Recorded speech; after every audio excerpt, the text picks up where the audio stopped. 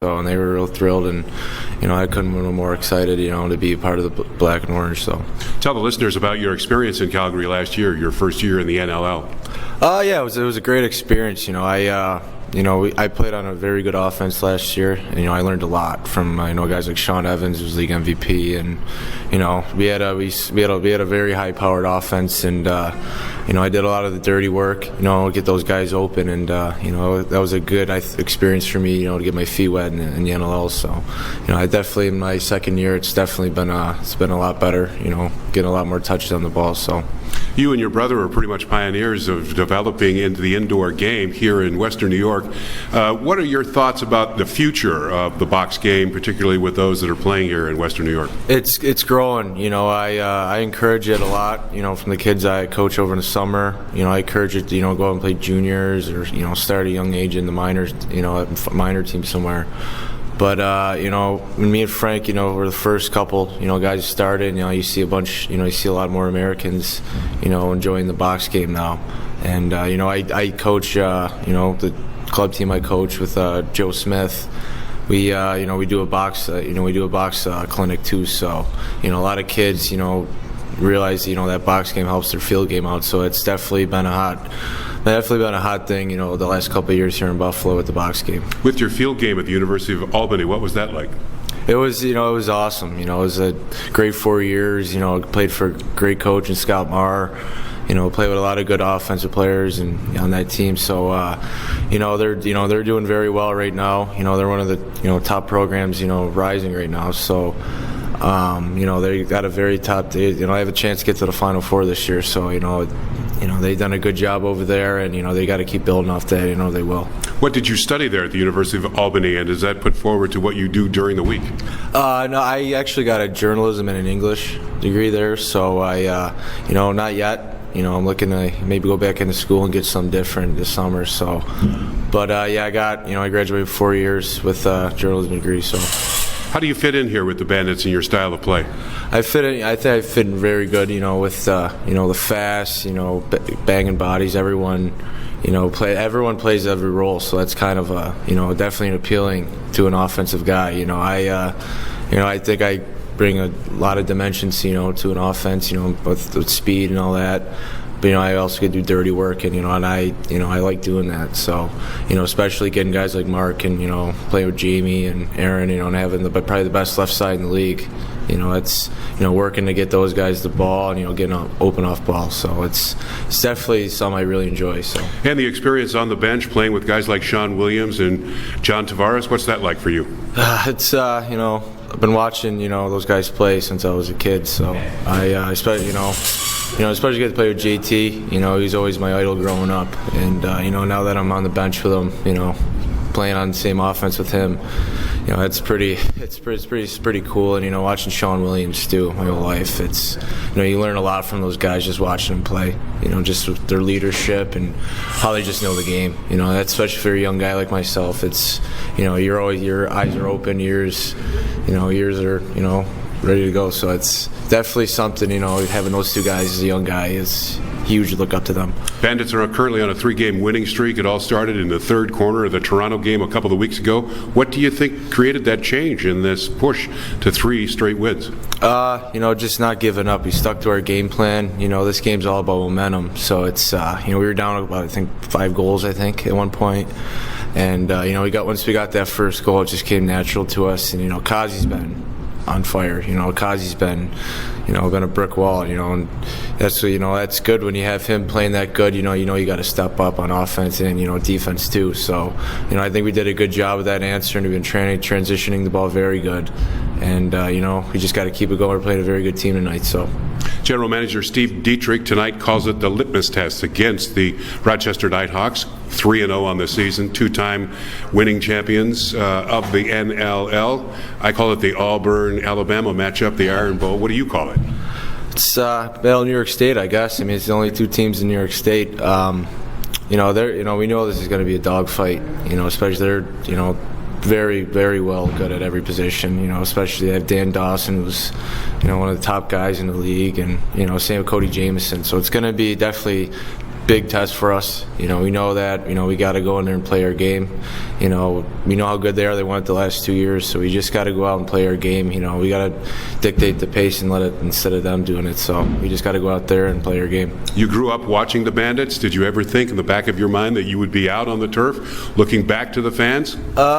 It was definitely something, I always wanted. I never really thought, I know I had to work to get to that point. I didn't know whether to get drafted or traded back, but, now I'm back here, I couldn't be more happy, playing with such a lot of great guys and just great management and great coaching staff. So I'm thrilled to be back, and, I didn't do everything I can to help this team win a championship. So, Joe Resetarits, great, thanks. Yep, thank you.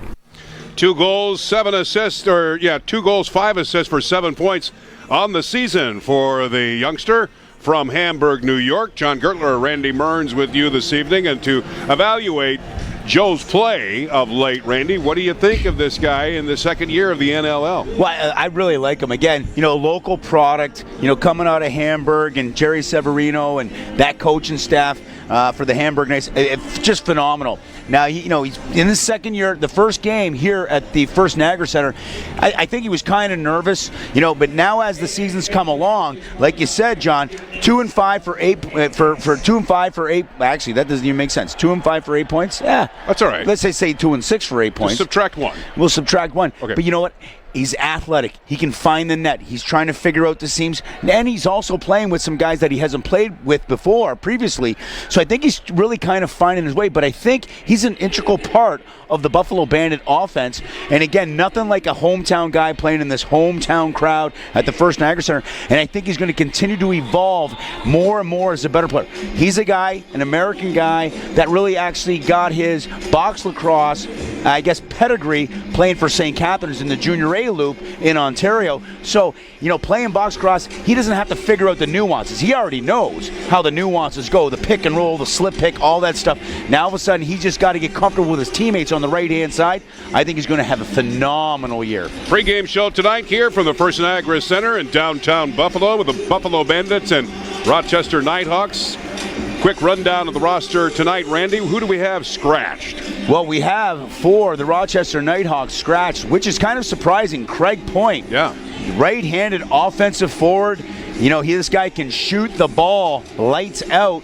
And John Sullivan, a defenseman that spent a lot of time in Colorado. They're going to be scratched for tonight. For the Buffalo Bandits, right-hander Aaron Wilson. So you're going to count on Joey Resetarits trying to pick up some of that slack. And big transition defenseman David Brock.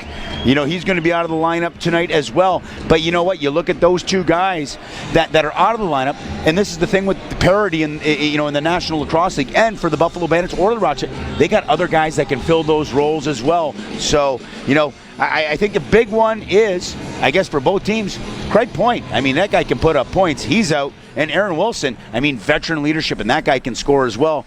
Those two offensive guys, that might be the key of the game of who's going to really bring the A game and replace those guys for each of these individual teams. 10 points in the last 2 games for Craig Point out of the lineup tonight to the Buffalo Bandits. That means the captain and all-time leading scorer of the National Lacrosse League, John Tavares, is back in. Yeah, he's going to be back in. He in Colorado, he tweaked a little bit of an injury. He was out of the lineup.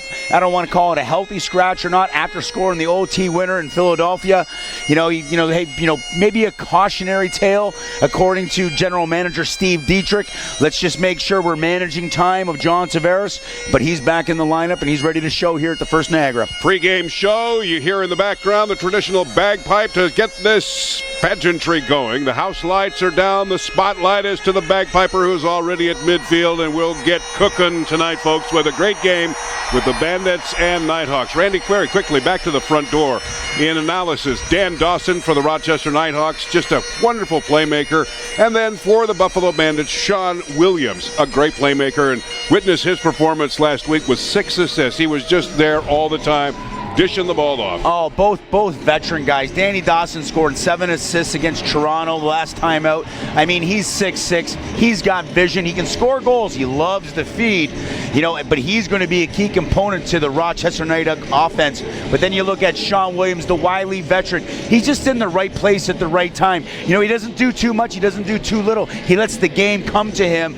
Great leadership. And again, 6 assists the last time out. I mean, he feeds the ball precise in short spaces. And guys, if they capitalize, he's going to get those assists. He is one of those guys that is able to create and find those seams to spring other guys open. And Buffalo's going to count on Sean Williams tonight. The game is next from Buffalo. Bandits and Knighthawks tonight on ESPN 1520.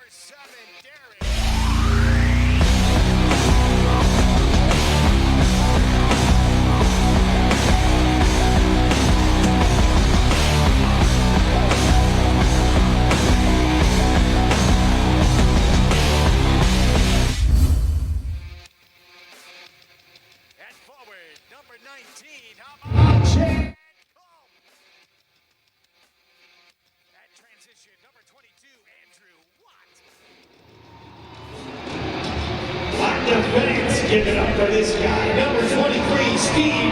Just give me the ball. Riolo. General Manager Steve Dietrich on Wednesday said this will be a litmus test for the Buffalo Bandits. It's looking for that single indicator to prompt a decision for the Bandits to see how far they've come or how much more they've got to do to be in the breadth of the Rochester Knighthawks. Two-time defending NLL champions. They are on the floor tonight with the Buffalo Bandits here in downtown Buffalo at First Niagara Center. Good evening, lacrosse fans. Hi, everybody. John Gertler along with Randy Mearns. Randy setting the stage for tonight's game. You have, with your experience as head coach as Canisius, also selecting the Team Canada for 2014, your experience on field and pulling it all the way back down into the box game. We've got some very talented players that can do both, but we're going to begin with the Knighthawks and goaltender Matt Vince, who you coached a long pole and an opportunity for him to put in a good service for you this summer, but more importantly, boy, what a great goaltender. Oh, I mean, phenomenal goaltender. Again, he's got size, he covers angles, he's very athletic. He'll be a guy that if you try to get him behind the net, he's going to try to body check you too. There's no doubt about that. Leading the league, 7.67 goals against average. Like you're saying, if he's a guy that keeps the ball out of the net, and he's, the opponents don't score more than, obviously, 7.67 goals, the Rochester Knighthawks are going to win or got a good chance of winning. Phenomenal individual, even better off the field, very engaged with the youth of lacrosse. I couldn't be more prouder than Matt Vince. That the other side of the token is you look at a guy for the Buffalo Bandits. You got Anthony Cosmo, save percentage 7.95, not bad in his own right. And again, it's really at these games, you're going to have athleticism up and down the floor. Sometimes it just comes down the goaltender. Which goaltender is going to perform tonight? Nighthawks out of the gate 3-0. They stand number 1 in the National Lacrosse League. The Bandits on a 3-game winning streak. They are number 2. As I asked you at the top of the pregame show, would you think game number 5 that it would be such a big encounter with these two teams? Now, you know what? I probably wouldn't have thought that, but this is the first of 4 meetings. Buffalo, it didn't look good at the beginning, but again, I think as you kind of go through it, is they're trying to find themselves, whole new team. Now, all of a sudden, they're on their 3-game winning streak, just like the Rochester Knighthawks are, Johnny, and they kind of found themselves, and this game is going to be a battle. Would you have thought this? No, but this is going to be all year long. Not only this game, they still got 3 more times to play in the East Division. Second-year pro Dane Smith coming into this evening's game as the leader for the Buffalo Bandits with 23 points. Dan Dawson with 5 goals and 14 assists for 19 points, also fueled by Cody Jamieson and Johnny Pallas. Now let's go down to the turf for the singing of the Canadian and U.S. national anthems. Oh, Canada, our home and native land, true patriot love, in all thy sons command. With glowing hearts we see thee rise, the true north strong and free. From far and wide, oh Canada, we stand on guard for thee. God keep our land glorious and free. Oh Canada, we stand on guard for thee. Oh Canada, we stand on guard for thee.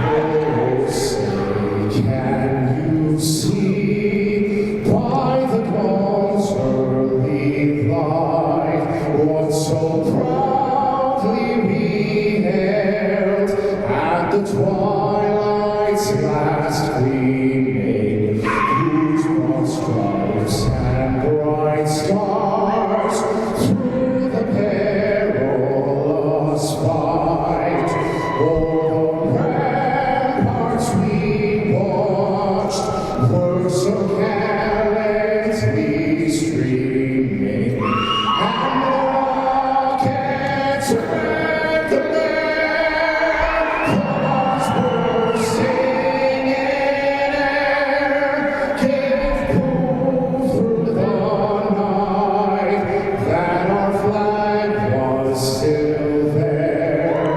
Oh, save us that star-spangled banner yet wave. O'er the land of the free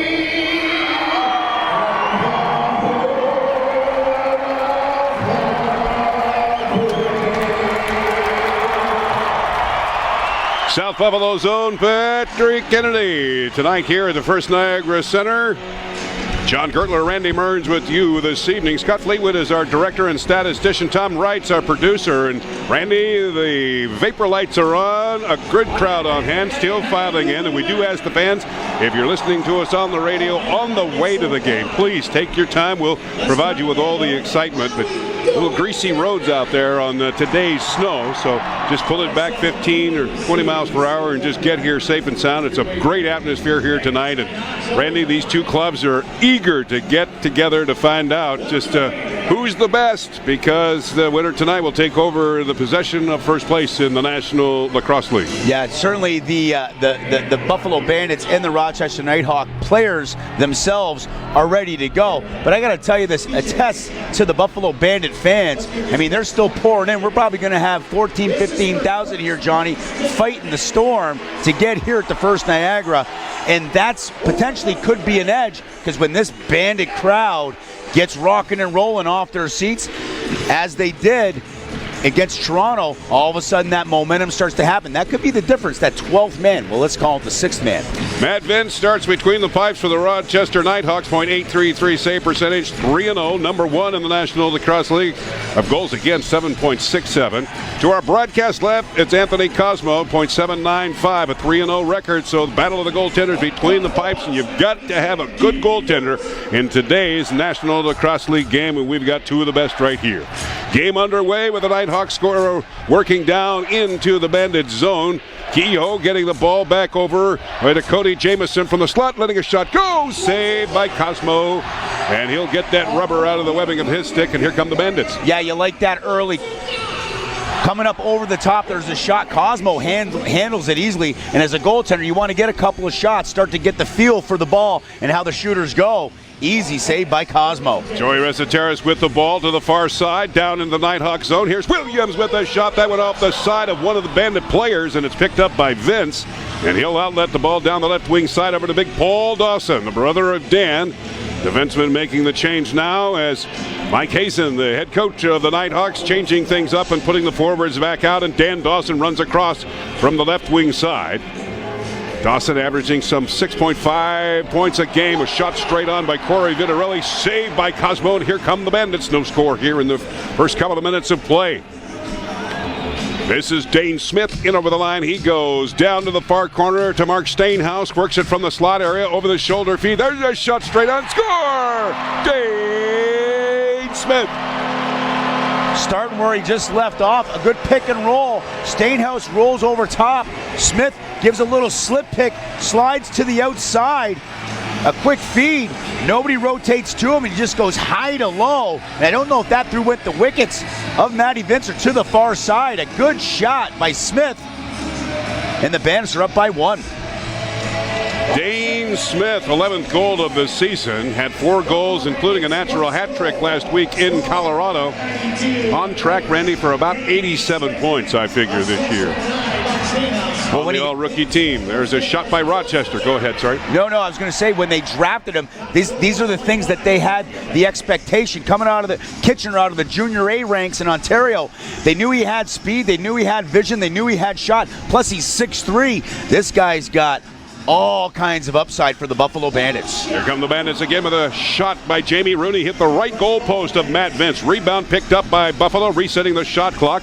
Working it out for the left point. Shot straight on, and Vince with a nice save. And the rebound picked up by the 3-time MVP in goaltending, Matt Vince. Tipping the ball back over to Brad Self, who directs traffic just outside the line. The forwards are out now for the Nighthawks, splitting the Buffalo defense, but then getting hammered in front, allowing the ball to go to the far side. Jamieson trying to get something going. He'll like to go to Vitarelli. Now over to Dan Dawson. Here's Dawson for the left point. Feed pass out in front, picked up by Dane Smith. He'll pass it along the right wing side. Good hit by Rochester. And Chad Cope lost the ball. However, it's returned back to midfield by Buffalo, and they'll settle it down with 20 to shoot just outside the line. 1-0 Buffalo. It's Dane Smith scoring his 11th goal of this season. John Tavares back in the lineup and on this shift. Far side pass as it comes down the left wing lane. Now tips it back over to Mark Stainhouse. Stainhouse from the far Rochester corner. Feeds it out in front with 2 to shoot. It'll bounce back behind the Rochester net, and here come the Nighthawks out of their own zone. 1-0 Buffalo. Dane Smith, the goal scorer. Rochester 3-0 on the season. 2-time defending NLL champions. Feed pass out in front. Pellis with that shot. Hit the goal post left side of Anthony Cosmo. Rebound into the far Buffalo corner. Working it along the boards now to the far side. Dug out by the Nighthawks. They'll work it with the shot clock reset. In over the line goes Dawson now. Top of the slot. Over the side to Joel McCready. Far side pass and picked up deep into the corner. Now Johnny Pavlis working it over to Dawson. Dawson deep into the corner as the Nighthawks start to twirl down in the Bandit zone. Here's Dan Dawson with 10 to shoot. Working a move. Trying to twist away from the Buffalo defense. Rochester moving the ball. Shot over the crossbar and picked up by the Bandits with 3 to shoot. Yeah, and that was great rotation by Andrew Watt and Thornburg. Watt, they show the slide. Thornburg shows the slide. He's got to get back. Watt rotates up. Thornburg there to cover the backside. An easy save by Anthony Cosmo. 1-0 Buffalo here at First Niagara Center in the first quarter. Sean Williams with the ball, top of the slot, leaves it over to Jamie Rooney, dicking in front of Vince, right side of the Rochester goalpost again. That rubber hitting the bars a lot here in the first quarter of play. Dane Smith getting the goal. The assist going to Mark Stainhouse at the 1:25 mark of quarter number 1. Dan Dawson filing the ball into the far boards, picked up by Buffalo and worked right back. And look at this transition, Randy. Chad Culp back as it tips over to Mark Stainhouse. One of the Rochester defenders got the stick on it, but Buffalo retains control of the ball. And Cope will float it back outside the line. 16 to shoot for Buffalo, and they lead it 1-0. Mark Stainhouse now from the left point, working it to the right side of Matt Vince. Forced into the corner. Stainhouse powers his way over the shoulder feed. There's a twist and turn, and a shot on by Resetaris, but a good kick save by Vince. Rebound into the far boards inside the Rochester zone, and the Knighthawks pick it up, and they storm back out to midfield. 1-0 Buffalo. Dane Smith scoring his 11th of the season. Paul Dawson getting the ball over to Dylan Evans, but couldn't get anything going. And that will stop things with 9 minutes and 43 seconds. End-to-end action tonight in the first quarter. Buffalo leading it 1-0 tonight on ESPN 1520. Hey, Clinton Auto Wrecking is your best choice for used auto parts. For more information, visit ClintonAutoWrecking.com. Clinton Auto Wrecking. We don't have it. We can't get it. Then you really don't need it.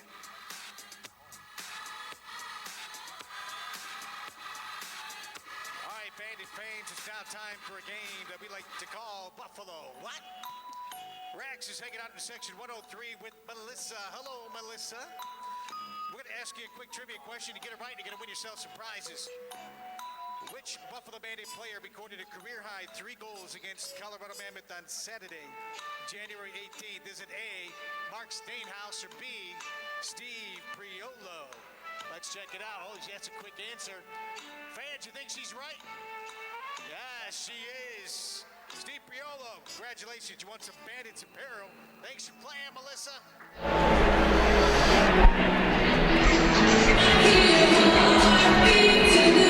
Bandits this week leading out with its high school fundraiser night. Program tickets will be available for games on Saturday, March 15th versus Colorado, April 5th versus Edmonton, the 26th versus Rochester. This is how it works. Very popular. Seats will be located in the 300 level at a discounted cost of $10 per ticket. Schools may purchase the tickets through the program for 1, 2, or all of the games and resell the tickets for up to $28 each. That's the box office price. All proceeds from the sale may be kept as a fundraiser, and participants are encouraged to keep track of the seat locations given to each buyer in an attempt to simplify the process for replacing lost, stolen, or misplaced tickets. For more information on this great program that the Bandits introduced this week, high school fundraising nights, call Casey Jenkins at 855-4129, 855-4129. John Gertler with you this evening, along with my broadcast partner, Randy Mern. Scott Fleetwood, our director here at First Niagara Center. Tom Wrights, our producer at ESPN 1520. And hello to everybody watching on the Lacrosse Network. Rochester knocking on the door down in the Bandit zone. Buffalo leads it 1-0. It's Dane Smith scoring his 11th of the season. Rochester working with 8 to shoot at the top of the slot.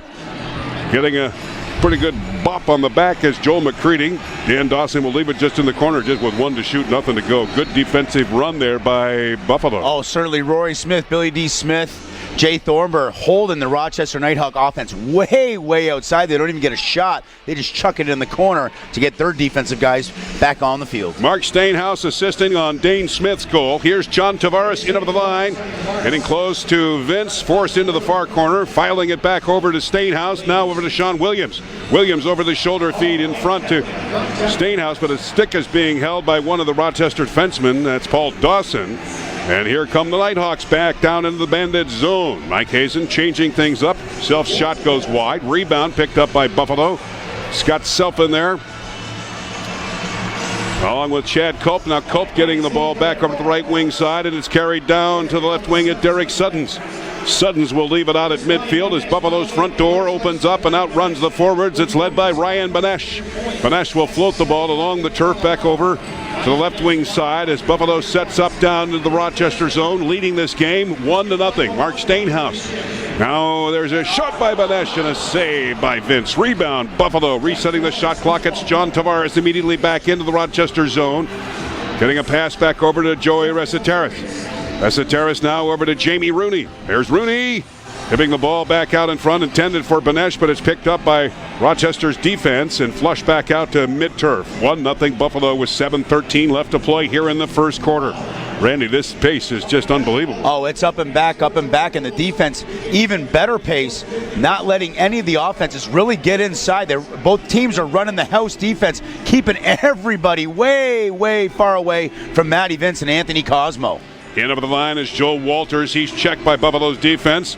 Here's Dan Dawson now with 1 to shoot. Not enough time, and good pressure again by Buffalo, forcing Rochester to give it up, and here come the Bandits. Oh, so most certainly. Again, Billy D. Smith, along with Glenn Bryan on that left-hand side, keeping Dan Dawson way, way outside. He's got no choice just to roll it into the corner.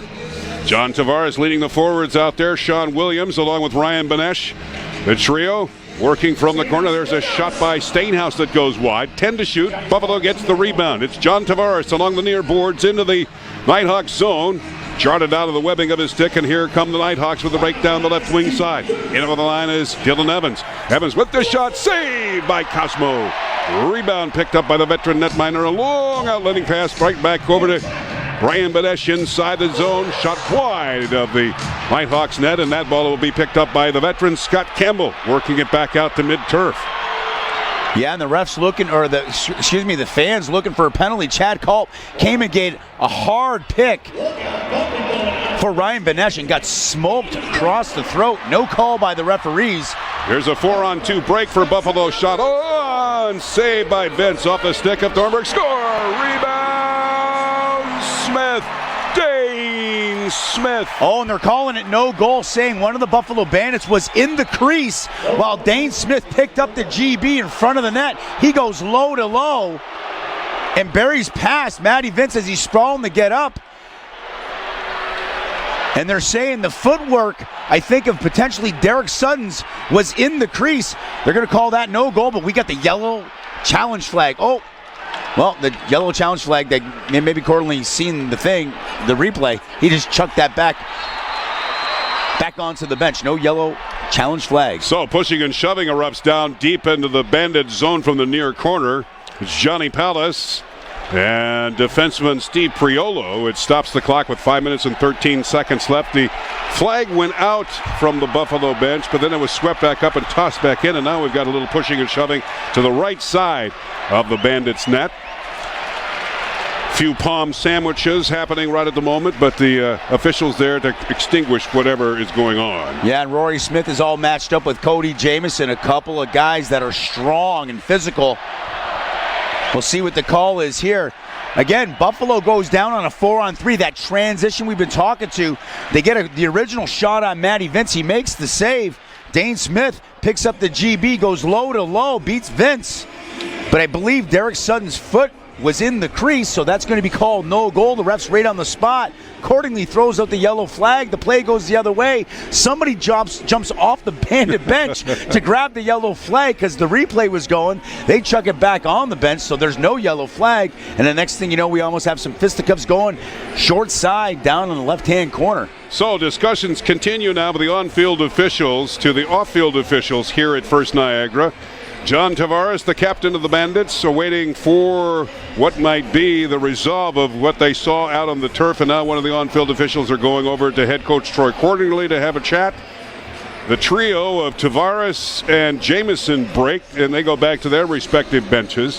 Everything's stopped with 5:13 left to play here in the first quarter. The Bandits leading at 1-0 off a goal by Dane Smith. His second goal was waved off because one of the Bandits inside the crease area, but the conversation now back and forth from the Buffalo bench to the off-field officials and on-field officials, and they're hovering down over their semicircle here at midfield. Yeah, I think they're trying to figure out, is this going to be like a coincidental minor? Both the penalty box doors are open, but it doesn't look like anybody's coming over. They might just kind of cancel this all out. Kind of got a little heated, a little palm, hey, I'm in your face, down to the left of us, John, but nothing really came about it. So do you call two guys just to set the tone, or do you just let that slide and let's see how this thing all works out? Speculating the formation now. Buffalo is down into the Rochester zone. Looks like it'll be Bandits ball when we resume. And a casual walk around by the Knighthawks down in their own zone. But still, they're quite a conversation with the trio of on-field officials. A couple of Bandits now outside the semicircle. One Nighthawk there, and Cody Jamieson. having a chat. It's Sean Williams and John Tavares, and two statesmen of the game. If they know the insides and out of this indoor game, it's Tavares and Sean Williams. Well, they certainly do. I was kind of wondering, just me being crazy, is trying to figure out the plays being under review of the goal, I think. But the flag went back on the bench. It was a 5-on-5 situation. Rochester had the ball in the Buffalo zone. The flag was on the field, and then somebody darted out, grabbed the flag, threw it back onto the bench. As we see the replay, and Dane Smith shoots, but I don't think the Bandit, I believe it's Derek Sutton's, I don't think his feet are actually in the crease. They're hovering over the crease. He actually lifted them up before the ball crossed the goal line. Now we got a right foot by Jay Thornburg. That's done. He's out of the crease. There's the GB. The feet are up. I think that's going to be a good goal, and I think that should be a good goal. That might make me about 100% right now. Are you still at 100%? I think from I'm at last year to this year? I think I am. So the review is going on. The respective coaches can do one challenge per half. They have 20 seconds in order to do that, and according to Scott Fleetwood, there was 18 seconds, so the flag landed perfectly on the turf at 18 seconds, so that was well. But I don't understand who jumped over the boards and threw it back. Yeah, I'm thinking this is going to be a good goal. Derek Sutton's feet are off the ground. He's hovering over the crease, but he's not in the crease. But the kicker is, in my opinion, is we have this challenge, but the flag was on the ground and then it got thrown back. So I don't even know what that means. Like, is there a challenge flag? Apparently, and obviously there is. And we don't have the public address patch this evening at Chris Swinson, so we're going to have to look at the movement of the on-field it's going to be a good goal. And no he's calling it no goal. Wow, that's kind of shocking. I mean, I guess, if your feet are hovering over the crease. Not on the turf, inside the zone, and not an attacking player. It didn't have anything to do with what was going on in the crease area. Now the fans, for the first time at First Niagara, are getting a chance to see this shot by Dane Smith. And Sutton's inside the crease area.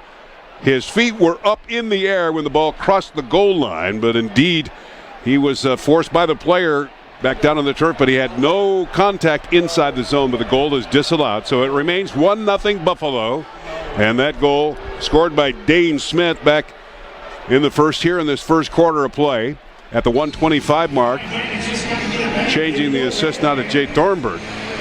Yeah, that's I don't know. I guess I'm not 100% anymore, Johnny. See if the Bandits can do it again now. Joey Resetaris now to Sean Williams, tipping it back over to Ryan Benesh. Benesh taking the ball back over to Mark Stainhouse from the left point. Stainhouse with a shoveling move. There's a shot blocked into traffic, and the rebound picked up by the Knighthawks. And that's into the webbing of Mike Kirk's stick, and he'll get it back out to mid-turf. Scott Self couldn't make the connection out at midfield. Buffalo did, and it's picked up by Glenn Bryan. And here come the Bandits forwards on the turf, led by Sean Williams. Already out there is Ryan Benesh. Benesh tried to feed back over to Williams, couldn't do it. Bouncing ball on the turf is picked up by the Knighthawks, and here they come out of their own zone. Buffalo leads it 1-0, 4:28 remaining here in the first quarter. Dane Smith, the goal scorer. Jay Thornburg, the assist at 1:25. Dan Dawson firing the ball back over to Johnny Pallas, now to Cody Jamieson. Jamieson back over to Dawson. Dawson shot stopped by Cosmo, and the rebound picked up by Rory Smith. And here come the Bandits, led out the right wing side by Steve Priolo. Now to Dane Smith. Faking the transition. Smith hanging onto the ball, winds up, looks for the shot, takes it in. Vince makes a nice kick save. Rebound picked up by the Knighthawks, and here they come, storming back out to midfield. 1-0 Buffalo. Dylan Evans with the ball for the Knighthawks. Firing it back over to the forwards, back out onto the turf. Good pressure on by the Bandits. Defense. Joel McCready, his uncle, Pat McCready of the Bandits and Knighthawks. Working the ball back behind the Buffalo net, but hang on.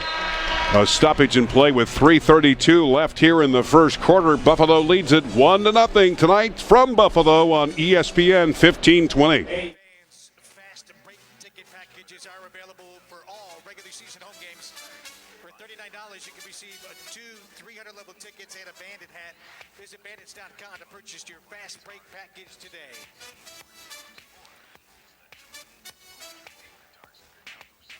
Have a Great in-game pictures, let the world see. Take your in-game mobile photos and post to publicity.com/promo with code Bandits. Your photos could even win you a gift card to the NLL.com store.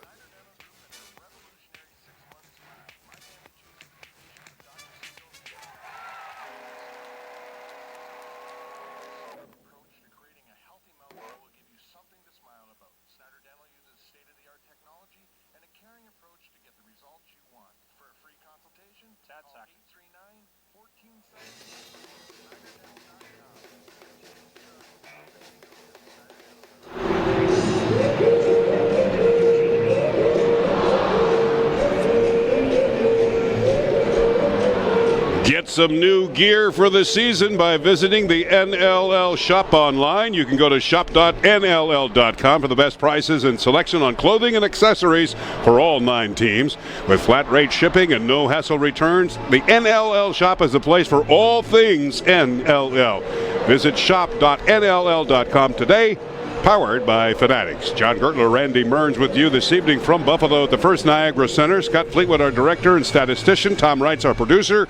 We've had a goal disallowed, so it remains 1-0 Buffalo. Dane Smith scoring his 11th of the season. And when we resume onto the turf, it'll be Bandits ball, and it's Mark Stainhouse out of his own zone. Stainhouse with a pretty good weekend of pass. 2-1 in Colorado, 13th season. He's had 9 20-plus goal seasons as a Bandit. Working the ball in over the line. Buffalo setting the stage with Sean Williams outside the restraining line. Here is Banesh with a shot well wide. Rebound jumps all the way back out to midfield, and it will be an over and back charge. So it'll be Rochester's ball, and immediately picking it up, forcing the Knighthawks to whittle with it out at midfield as Mike Hazen makes some changes. Dan Dawson right back out there along with Johnny Palace, Stephen Kehoe, along with Joel McCready.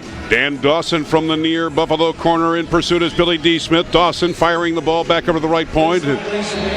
Crease violation against Rochester. It's Buffalo's ball. Look how fast Buffalo makes the transition. It's Steve Priola tipping it right back over to Glenn Bryan. As Buffalo's defense starts that transition, Randy Mearns, very quickly. Good force by Rochester. Looked like it was going to be a forced turnover. Sid Smith in there trying to get the ball as well, and he slashes at it and comes up with it in the webbing of his stick.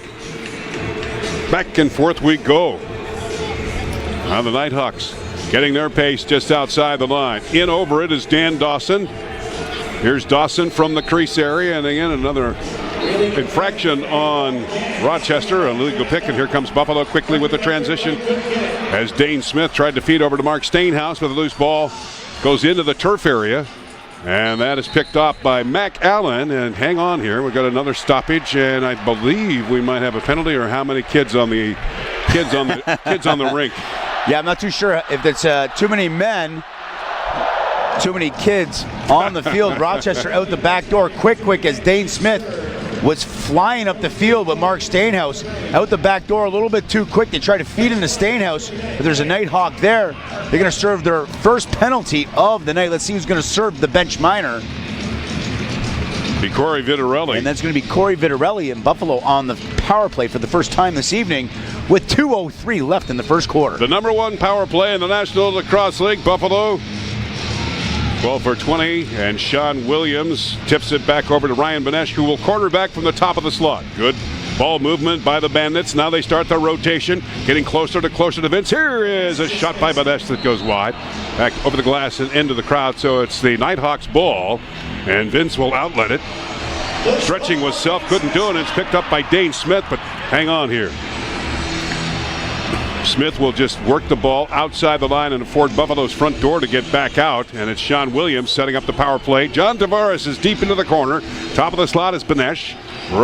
Dane Smith to Jamie Rooney. Here's Dane Smith now into traffic. Banesh back over to Rooney. Couldn't get the give and go shot to the right side. And what was that, Rooney inside the crease? Yeah, inside the crease on the backside. The official right on the spot, calling the creases very, very tight this evening, Johnny. Might have been one of those things for the NLL saying, hey, there's a lot of crease violations on the backside. Let's make sure we're paying attention to it. Buffalo on the power play. Second chance opportunity off that inadvertent feed by Matty Vince, but they can't get anything thwarted to the net. And Rochester's going to have the opportunity to try to kill another 30. Yeah, they're taking time off here. 45 seconds left in the quarter. 1-0 Buffalo, and here comes Buffalo with a man advantage. That's led by Derek Suddens. He'll dish off at midfield. John Tavares over the shoulder feet, blind over to Ryan Benesh, who was there at a perfect timing. Dane Smith collecting his thoughts with Joey Resetaris. Now Stainhouse over to Smith with a shot that goes to the right side of the Rochester net. Rebound out of midfield. Checking, finds Self is there. And his brother, that's Brad and Scott Self, team up together to keep the ball outside the Buffalo restraining line with 15 seconds left on this possession for Rochester. Cody Jamieson getting a couple of slashes back and forth as it goes from Buffalo's relentless defense. Jamieson will just hang on to the ball and let this first quarter out. And man, is he getting whacked hard by Chad Culp. In over the line is Joel McCready, but no shot away. And the first quarter is history here in Buffalo, with the Bandits leading it by 1-0 off a Dane Smith goal tonight on ESPN 1520.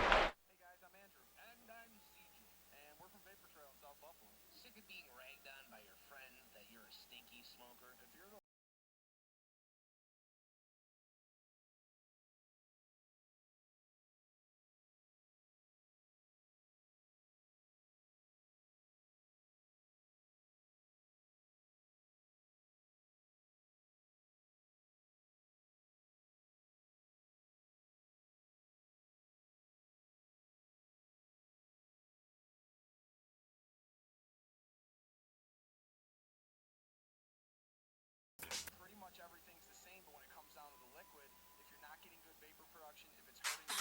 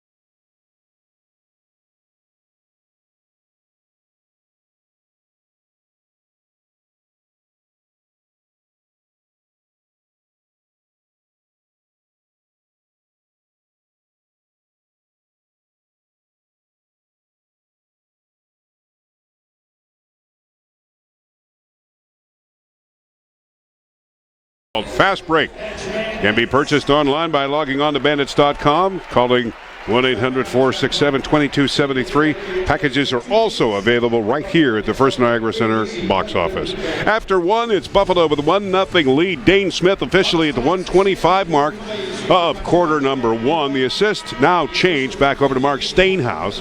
Shots on goal favoring the Bandits 8-7. Folks, this has been a classic indoor game for the 2014 season. Randy Mearns, it just tells you how reflective and how fast this game has turned into be. Well, it certainly has, and it's been a fast game, but here's the kicker. It's only 1-0 Buffalo after the first quarter, but I'm sure that goals are going to start coming in bunches, Johnny. Stats on the game as we have the second quarter underway. Yeah, relatively even. 8-7 shots towards Buffalo, 7-7 saves.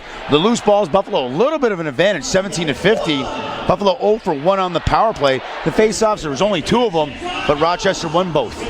Knighthawks are back to full strength. We're playing 5-a-side here in the opening minute of this second quarter of play. Buffalo leading at 1-0. Bandits will be attacking to the left, protecting to the right. The Knighthawks shooting right on to Anthony Cosmo with the shoulder save. And Randy, like you say in the game, he's seeing the ball like a beach ball. Yeah, he's seeing it right now. But that, another great save by Cosmo. Big saves, 2. There was 2 there, but the original one was great too. Buffalo's defense kind of broke down, and Cosmo throws up the big left elbow, and then all of a sudden makes 1 save, and they get, Rochester gets the rebound. I believe it was Palace, and then boom, he throws another save in there. He's seeing the ball tonight, and the more you see the ball, the more you make saves, the more confidence Cosmo is going to get. This is second quarter action where the Bandits have a 1-0 lead. Mark Stainhouse with long shot wide of the Rochester net. Rebound, save the over and back charge. And that's by Sean Williams. Good hustle by Williams, tipping it back over to Rooney. Here's Rooney. Rooney leaving the ball into the traffic area, and it's picked up by the Knighthawks defense and flushed back out to midfield. They're pushing the ball right up with Campbell coming right in, taking the shot wide of the Buffalo net. Rebound is picked off by Mark Brunell, and he'll work it back out of his own zone. Derek Suddens will bring the Bandits back out to mid-turf, just outside the Rochester restraining line. 1-0 Buffalo here in the second quarter. In over the line is Sean Williams, tipping it back over to John Tavares. Out last week in Colorado, tweaking an injury, but Tavares now trying to pressure his way from Sid Smith, who's hacking away at the right arm of Tavares. Here's Tavares now, holding onto the ball with 5 to shoot. Tavares letting the ball back out to midfield. Nobody is there. And it'll be an over and back charge, and they'll flush the ball back down into the Bandit zone. Yes. Now here's the great thing about modern technology on that goal, Johnny. Apparently, from a ruling standpoint, I got a text from former assistant GM Derek Graham, because he's on the YouTube, he's watching the Tube, the Lacrosse Network, and he says if any part of the body is breaking the cylinder of the plane, Derek Suddens, that is a no-goal violation. Hence, that's why Dane Smith's goal did not count. Just throwing that out there. There you have it. Modern technology. Graham, I appreciate the effort there. Invade the zone. Here comes the Knighthawks back down into the Bandit zone, deep from the corner. Ball carried back from the top of the slot now as Joe Walters goes the left wing side. And the Knighthawks try to get closer in on Cosmo. Here's Stephen Kehoe with a shot. Save Cosmo, and he smothers the ball up with the webbing of his stick and will make the outlet pass down the left wing lane over to Dane Smith. Smith with a beautiful shot right on the front. Shot by Williams. Save, score. Second shot is a charm, and it's Hamburg's own Joey Resetarits. Yeah, Joey Resetarits getting on the scoreboard. He gets the rebound, corrals it quick off of the original Sean Williams shot. Matty Vince throwing up the big left elbow, but they're collecting the garbage is Joey Resetarits, and he makes no mistake. And that one is all off of Anthony Cosmo making the original save, and then Dane Smith up the field quick to Sean Williams. He can't bury, but the Hamburg native Joey Resetarits makes no mistake, and the Bandits are up by 2. Even with Mac Allen trying to help out Matt Vince. And the second-year player, Resetarits, getting his third goal of the season. It's 2-0 Buffalo here in the second quarter of play. Down the left wing lane comes Jay Thornburg. In over the line he goes with the rush there. Shot by Tavares off a defender's stick, hitting the high netting. And it will be Bandits' ball. 11:45 left to play, second quarter. 2-0 Buffalo. Dane Smith and Joe Resetarits. Here's the ball with Stainhouse, tipping it back over to Williams. Williams, far side pass to Benesh. Now to Rooney, and there's a feed pass out in front. Good connection by Buffalo, but a save by Vince holds off that. And here come the Knighthawks back out to midfield. Brad Self bringing it back out just outside the Buffalo restraining line. Former hockey player, 5 years in Germany playing hockey, and then right back to join his brother here in Rochester. Joe Walters with the ball, feeding it out in front, over the shoulder, shot by Vittorelli, saved by Cosmo. Rebound Buffalo, back out to midfield. They come in, it's Dane Smith rushing into the right side along with the Bandits. Shot goal! Number 2 by Joe Resetarits. Oh, it's just like he did at the University of Albany. He slides out the front door. He's number 2 out the front door, and he gets a great feed by Smith. And he goes twister. He's right-handed. He's not on his proper side. He doesn't really have an angle. And that one is a highlight reel because he goes twister, far side, down low on Matty Vince. Great goal by Joey Resetarits. A great feed by Smith.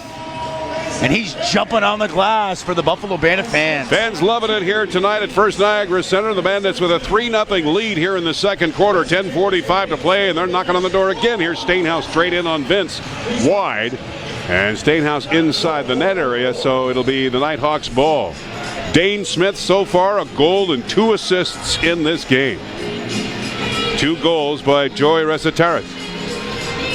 3-0 Buffalo. Knighthawks inside the Bandit zone. In over the line is Cody Jamieson. Jamieson forced down into the near Buffalo corner, trying to find something together with 7 to shoot. Feeds it out in front of Vittorelli with a shot. Saved by Cosmo. Wow. Rebound Buffalo.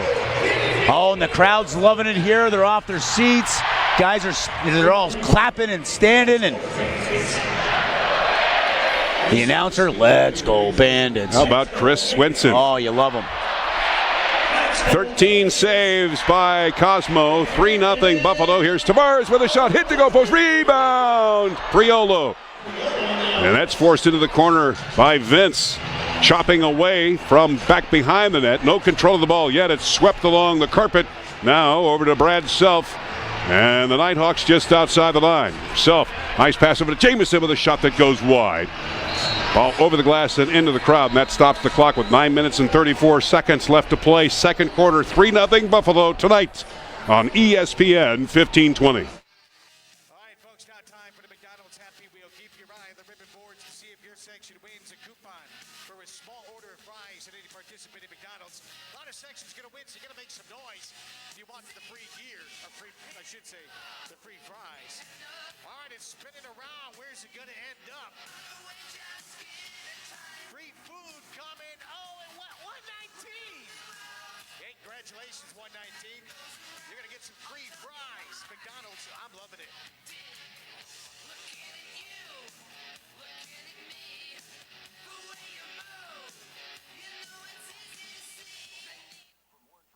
All right, fans, now time for tonight's Mad Minute. Going to do it early in the game tonight. We've got Tanner. Tanner, where are you, Tanner? Section 106. There's Tanner. Hang on a second. Folks, help me out with this. Everybody say, hi, Tanner. Tanner, say hi to everybody. Just wave, Tanner. Tanner, you're going to get 1 minute on the clock. With the Bandits score, give me that 1 minute. You're going to do yourself. The best way to enjoy great moments of the NLL weekend is to catch the top 10 plays exclusively from the Lacrosse Network every Tuesday following the weekend's action. Visit youtube.com/TLN to see if your favorite play from tonight's game made the cut. 2 other games tonight in the National Lacrosse League. A 9 o'clock start, Colorado at Calgary. A 10 o'clock start, Edmonton at Vancouver. And here on the East Coast, the Bandits with a 3-0 lead over the Rochester Knighthawks. The battle for first. And so far, so good for the Bandits. 2 goals by Joey Resetares. Dane Smith got it going at 125. Here's Mark Stainhouse from the left point. Zipping in on Vince, trying to get the shot away with 12 to shoot. An illegal pick for Buffalo. And now Rochester will storm back out. And in over the line is Campbell with a shot saved by Cosmo. Making the saves that he needs to make for the Buffalo Bandits. That's the 3rd time Campbell gets some transition. And Anthony Cosmo's got his number. Transition, speaking of speed, it's Dane Smith firing it over to Tavares at point-blank range, and Vince coming up big with that one. Second quarter action, 3-0 Buffalo. In over the line come Rochester. To the Bandit zone. Vitarelli couldn't get the feed pass. He goes back on his knees and fires it back outside the restraining line to Jamieson. Far side pass over to Dan Dawson, back over to Jamieson. Trots in for the right wing side. Here's Jamieson in traffic. Shot by Vitarelli wide. Rebound. Jamieson with 3 to shoot. Leaving it out in front, but it'll be Buffalo's ball. And another good pressure by Buffalo's defense. Yeah, and Brownell making the big play there as Jamieson feeds it inside. It's a quick release, but Brownell gets a stick in the way.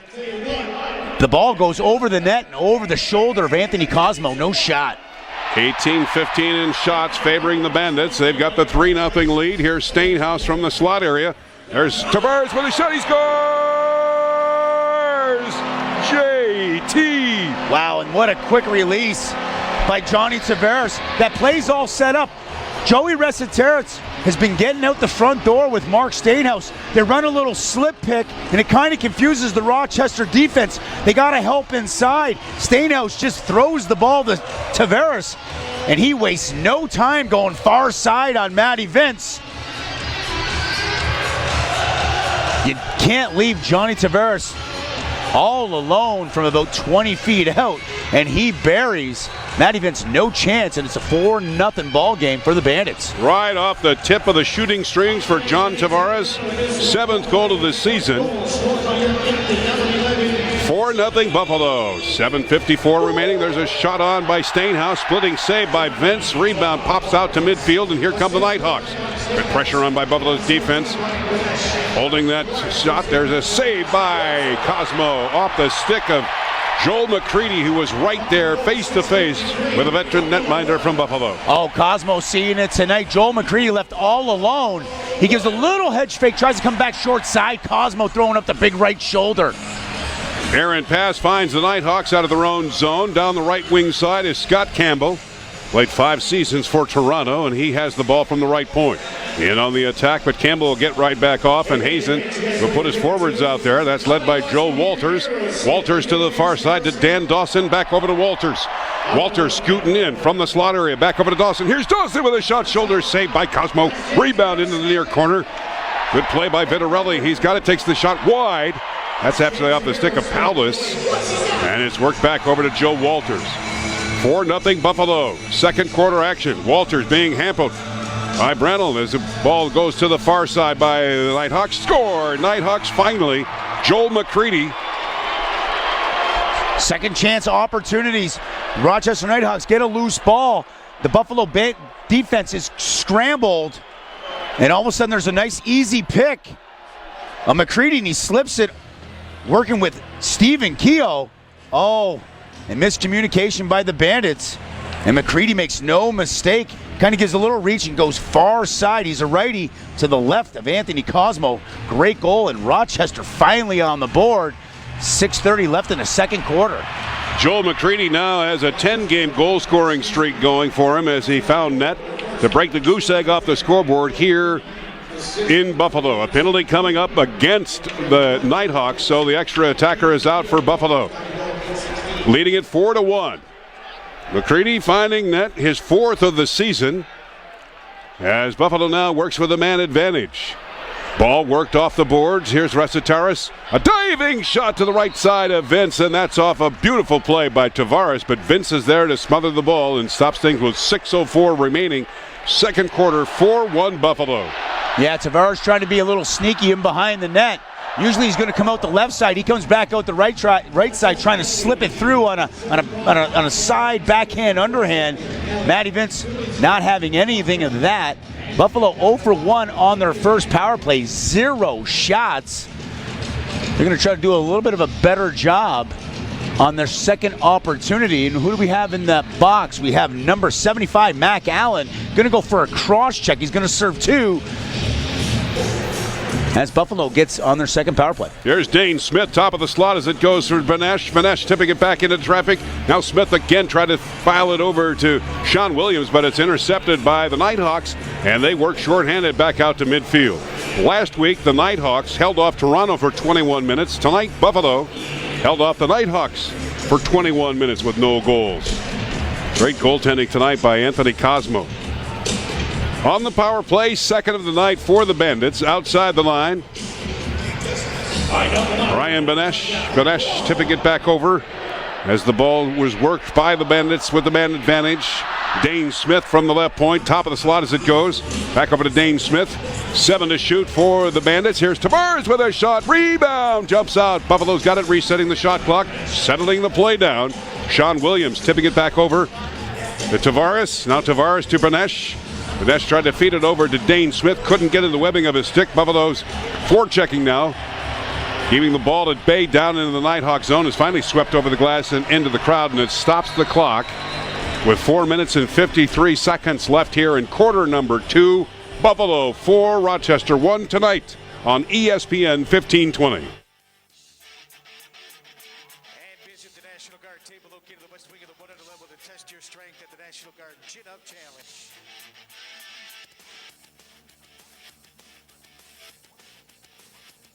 Don't forget to stop by the Miller Lite post-game party at Cobblestone for great Bandit prizes and an opportunity to hang out with your favorite Bandit players and Bandits. Parties 21 and over. Check it out tonight. All right, Bandit Land. Rax is in section 105, 106. He's got a t-shirt Bandit. Looking for some live fans to give away some free gear. Make some noise if you want a t-shirt. T-shirt cannon courtesy of Twin Village Recycling. Buffalo Bandits, Twin Village Recycling remind you to recycle by using the blue containers positioned throughout the first diagonal center.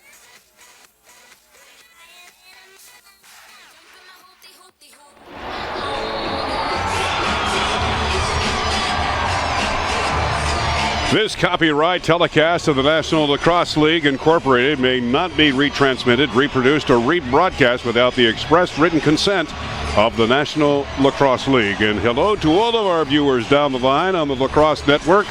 John Gertler, Randy Mearns with you this evening. For our Rochester fans watching at home, your next home game will be Saturday, February 8th against the Buffalo Bandits. For tickets, call 585-454-4295. 4-1 Buffalo here in the second quarter of play at the First Niagara Center. Great crowd on hand. Everybody took their time getting to the game, despite the greasy roads from the beautiful snowstorm that we had here today in Western New York. A typical snowstorm, Randy Mearns. Well, it's typical. Not a polar vortex. Well, like I just kind of felt like it's just typical. Like it snows here. But again, I mean, you got to love the Buffalo Bandit fans. Hey, there's a storm. I mean, they just come. They just love the Bandits. And all of a sudden, next thing you know, you got 15,000 people here, at the First Niagara Center. Beautiful house here tonight. Because they're not worried about the vortex storm. That's right. Love it. Just love it. Not as much wind as everybody was predicting, or the meteorologists were predicting, of the blizzards and whiteouts and whatnot like that. Yeah, we got some heavy snow, but nothing that anybody can handle here in Buffalo. Well, and you got to look at it too. Like, I mean, the county, the city, they're plowing the roads, the whole bit. Like magnificent jobs. Leaving the grooves in the highway. And speaking of grooves, down in front of the Buffalo net, play is stopped. It will be Rochester's ball. Back to action from the slot area inside as Walters works it now to the near corner. 4-1 Buffalo. Rochester from the top of the slot, working it over to Joel McCready, the lone goal scorer for the Knighthawks. Floats it down into the corner. Ball is picked up by Vitarelli. He tries to break free of a couple of Buffalo defenders. Feeds the ball in front. Nobody's there. As Palace is hit down to the turf and Buffalo breaks out midfield. Good right wing pass over to Tavares for the shot. He scores! JT again, number 2. 5-1 Buffalo. Transition. Those are the easy ones you want to get. Again, great Buffalo defense. There's a third slide that wipes out a Rochester offensive player. I'm not too sure who it was. And the next thing you know, Buffalo's on transition.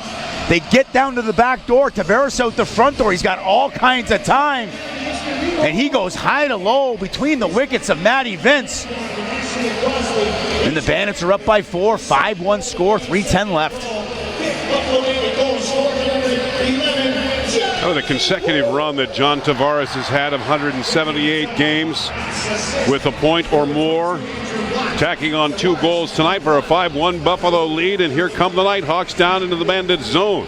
Held by Corey Vitarelli.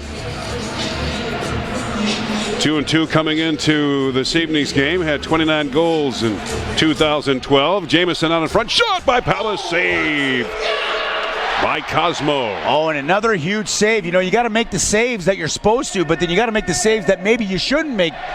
And Cosmo's just seeing the ball like a beach ball tonight, throwing up the left elbow, the right shoulder, even the left tippy toe, Johnny. Bandits on the attack. Stainhouse far side. Breaking in, Buffalo right in front in the doorstep. Shot straight on. Vince making the save. And hang on now, we got a pushing and shove match. A little bit too much extra activity in the crease area of the Knighthawks and goaltender Matt Vince. And we're going to have a penalty on one of the Bandits or Knighthawks. Yeah, both doors open up. I believe that's going to go against big 6'5" Paul Dawson. He's going to go serve 2 for a holding penalty. As the Bandit tried to give the old little juke slip underneath. Dawson got to give him a little bit of a grip. He's going to serve 2, but now Buffalo's still 0 for 2 on the power play. Leading the league in the power play percentage. Not so much success tonight on their first 2 opportunities. Only 2 shots to speak of as well, Johnny. Quad rink set up by the Knighthawks before the Bandits come over the line, which they do right now with Stainhouse into the corner to back to Stainhouse from the top of the slot, setting the play up from the right side of Vince. Stainhouse now with 13 to shoot. There's a long drive by Williams. He scores! Sean Williams, 6-1 Buffalo. Oh, Matt Vince wants that one back. The All-Pro's taking a stick, hitting it off his head. He sees it all the way. It's just a pass back and forth. Williams to Stainhouse back to Williams, and he just locks him low because there's no rotation. It's kind of almost like Rochester's baiting Williams to shoot. Well, he goes high to low on a sidearm and buries it through the pads of Matty Vince to get the first power play goal tonight for the Buffalo Bandits, and they're up by 5. So Sean Williams, who recorded 801 career points with his Rochester Knighthawks, the number of years that he played down there for the Buffalo Bandits. Williams with his 4th goal of the season. And for Sean Williams, playing in every game for the last 13 seasons, there's a shot by Cody Jamieson to hit the goalpost. As Troy Cordingley would say, when you hear the dink, that's the worst sound ever, Johnny. And that one labeled, but it goes off the post. Dink! It doesn't go in. Best friend of a goaltender. A lot of posts tonight in this game so far. Second quarter action. Rochester couldn't get the shot away. The rebound is swept into the near Buffalo corner. 6-1 Bandits. Johnny T with a couple of goals. Here's Vitarelli leading about out in front. Score by Cody Jamieson. High side, far side, near side, and finds Twine. Yeah, you can't leave him all alone in front of the net. Again, it's not like Buffalo left him all alone. There was a GB. There's a loose ball in the near side corner. And the Knighthawks, Joel McCready comes up with it, and he goes, oh, one high fake. Gives a little shove to the left side. Cosmo bites. He comes back short side down low. The delayed penalty is now canceled. But Rochester has their second goal of the game. Cody Jamieson making no mistake. I mean, he's not going to miss. He's not going to miss too many opportunities. Standing 1 foot can't stop on top him. of the crease. No, you can't stop him. Just slow him down a little bit. So Jamieson with his 8th goal of the season, scored 4 goals last week in their win against Toronto. And with under a minute to play here in the first half, the Bandits lead at 6-2. But here come the Knighthawks again. Shot wide off the stick of Palace. Rebound is picked up by Buffalo. It's a 3-on-1 break for the Bandits. Here come the Bandits in over the line. Shot straight on. Vince with a splitting save off the stick of Chad Culp. The rebound is picked up by the Knighthawks. In 35 seconds, it will be a possession for the Knighthawks. Brad Self outside the line. Mike Hazen getting his big forwards out immediately, and in over the line is Cody Jamieson. Jamieson's got a lane open, takes the shot. Cosmo with a save, and sprawling in front of the Buffalo netminder. Cosmo goes down flat on his back. Yeah, and I'm not too sure if there's going to be a penalty or a crease violation. Cosmo gets smoked. Now, Cody Jamieson, he's like 5'8", 5'9", but he's probably tapping at a solid $185. I mean, he's jacked. He makes no mistake. He's coming flying. He doesn't bury it, runs over Cosmo. Cosmo does the old big flop on the backside, and Buffalo's going to have their 4th opportunity on the power play. They're 1 for 3 on 3 shots. Williams scoring the lone power play goal. 18 seconds left to try to take a convincing 5-goal lead going into halftime, Johnny. Cody Jamieson in the box. And Buffalo with 18 seconds remaining, a possession position with a man advantage. Stainhouse will bring the Bandits right to the Rochester restraining line. John Tavares with him, along with Sean Williams, Ryan Banesh. Here's Tavares now working with 5 seconds left. Stainhouse couldn't hang on to the ball. Not much time to get a shot away. Let's see what happens here. Give and go shot, score! But no, the time had expired. Yeah. In any event, good ball work by Buffalo, especially with the man advantage, the way they worked it outside the line. Oh, great ball work to the backside. But unfortunately, the green light comes on. You even hear the horn, even through these big headsets, before the ball goes into the net. It's a good call, no goal, but Buffalo up by 4. Going into halftime. Great effort by the Bandits this first half. Halftime tonight here at First Niagara Center. We'll be back with WGR's Dave Buchanan after this timeout on ESPN 1520.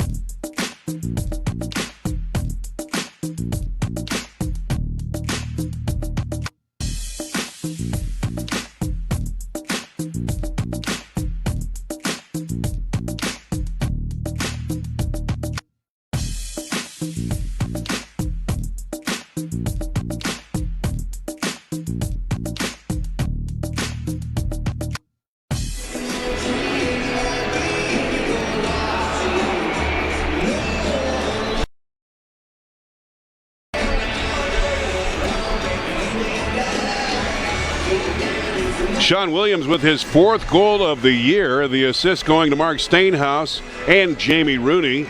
Cody Jamieson puts Rochester for their 2nd goal at 14-27. It is 6-2 at halftime. Shots on goal favoring the Bandits 27-24. More stats coming up. But first, WGR's Dave Buchanan joins us here from the Ted Darling Memorial Press Box. Dave will be joining us on the broadcast. It's coming up in a couple of weeks down in Rochester as the Bandits meet the Knighthawks again. And then, Dave, you'll have a schedule with us throughout the broadcast year in this 2014 season. What do you like so far about this Bandit club on this tear? What wasn't to like about that first half, John? That might have been one of the best ever halves played by the Bandits in their franchise history. Just phenomenal, both ends of the floor. Cosmo's playing out of his mind, just the saves he's making. And then so many times, at least two or three of the goals, it was big Cosmo save or turnover, work it up the floor, find the guy going to the net, burying it. The first goal by Reciteras, they had the nice transition. Willie had the shot there, got stopped, but Reciteras right there to pick up the rebound and bury it. Just a great half. Hopefully they can back it up. And it's the first time in 4 years that Rochester's been held to no goals in one single quarter. That's pretty amazing, considering what they did last week to Toronto. And right now, Buffalo hanging on to a 6-2 lead. Anything can happen in this game of the National Lacrosse League, so we'll see what the second half is in store. In the meantime, Dave Buchanan joining us, a part of the broadcast crew for 2014, also a member of the broadcast team in sports at WGR Sports Radio 550. What do you like so far about this Bandit Club this year, Dave? When you followed it starting at training camp, what have you seen in the progression of growth? Well, the season got off to a shaky start. That first half of the first game of the season against Philadelphia, they were kind of rough, but they turned it around, and they have just been so quick. They turned it around so quickly after that first game. That was a rough night. They came out that second game, the first half a little shaky, but ever since then, that second half of the second game of the season, they've just been lights out. Troy Cordonley has got this team playing so well right now. And perhaps the biggest thing is Anthony Cosmo. He's been so iffy most nights since he's come to Buffalo, and we needed him to be, the Bandits needed him to be like he was in Boston a couple of years ago when he was putting goals against of under 10 for back-to-back seasons, which is unheard of usually in the NLL. Steve Dietrich, I think, did it 1 year here in Buffalo and won MVP for it. So Cosmo's resurgence here this season is a huge part of it, and he's showing it again tonight, but just everything's clicking right now. And the defense, what can you say about the defense that hasn't already been said? They're to shut down this year, especially what they did to this Rochester team in the first half. Priolo, Suddens, Watt, these guys are just shutting teams down. They're getting the ball up the floor. The transition's been great. I mean, look at Priolo, 5 goals in the last 2 games. Yeah. Like I said, just everything since halftime of the second game of the season, just everything's been clicking all of a sudden. It's been great. It is halftime here at the First Niagara Center in downtown Buffalo, with the Bandits leading the Knighthawks 6-2. Dave Buchanan, our halftime guest, a member of our broadcast team as well. Dave, your perspective of the National Lacrosse League going into season 2014. Number 1, labor peace. Number 2, the Eastern Division gets another member in Minnesota, and then a little bit of the activity for the postseason with the playoff realignment. Yeah, that's going to make things even more interesting as we get down to those late season games. I mean, so many of the games at the end of the year are against divisional opponents. I think you and I will be working together for the last 3 games of the season, and it's Rochester, Toronto, and Philadelphia. And every one of those nights could be life or death for one, if not both of those teams, with only 3 teams from each division making the playoffs. It's going to be a lot of fun, 2 extra games too, and it's going to come right down to the wire throughout the league, I think. Rochester got off to that fast start, but as we're seeing tonight, it's any team on any night in this league. Your analysis of the Western Division, what has gone wrong with the Colorado Mammoths, and does the NLL Champions Cup go through Edmonton this year? I haven't watched too much Edmonton last year. I know we did that one game last year, and they've got so many great young guys, especially Matthews, of course. You know, they got Chris Corbeil on the back end that's so dominant. I haven't watched a ton of the West this year yet, but they're obviously the favorites right now. But I don't think you can count out the Stealth. You know, even though they're moved to Vancouver this year, they've got so many weapons up there in Vancouver. So it'll be a shootout, both divisions, I think, right down to the wire. Colorado, I think they've had some bad luck. They showed some flashes last Saturday against the Bandits there, especially in the second half, but just haven't been able to put together a full effort. Halftime here at First Niagara Center in Buffalo with the Bandits leading the Knighthawks. Dave Buchanan, our guest. Dave, from the Eastern Division perspective, who's your surprise team?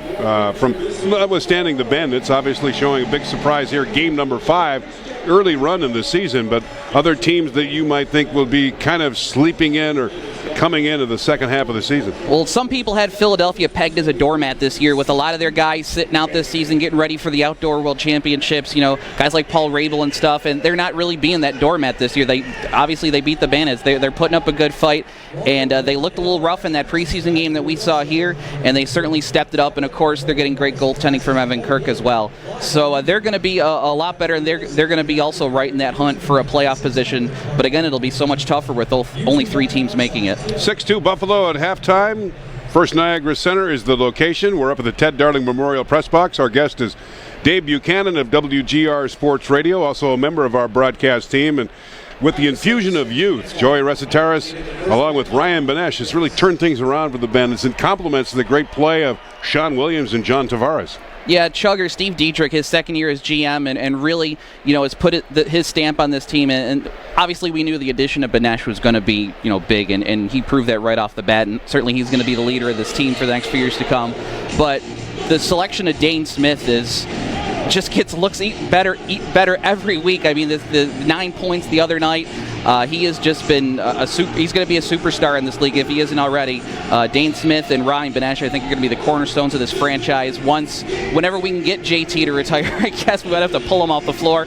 And Mark Stainhouse is getting up there as well. But I think the next 2 leaders of this franchise are number 17 and number 92. Crystal balling this game coming up for the second half. I always do this. Put it in your laps. What you think will happen in the second half of tonight's game with the Bandits and Knighthawks? It's going to be whoever's going to get the better start here. If Buffalo comes out, puts in 1 or 2, and goes up 8-2, I wouldn't be surprised if Mike Hastings pulling Vino. If he gives up a couple goals here early, they might pull him and put Angus Goodleaf in.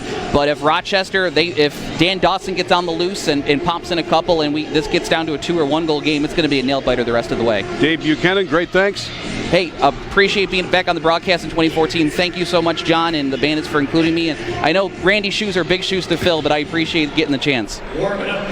Dave will join us a couple of weeks in Rochester as the Bandits meet the Knighthawks in Rochester on February 8th. We're going to take this time out. Bandits leading at 6-2 tonight on ESPN 1520.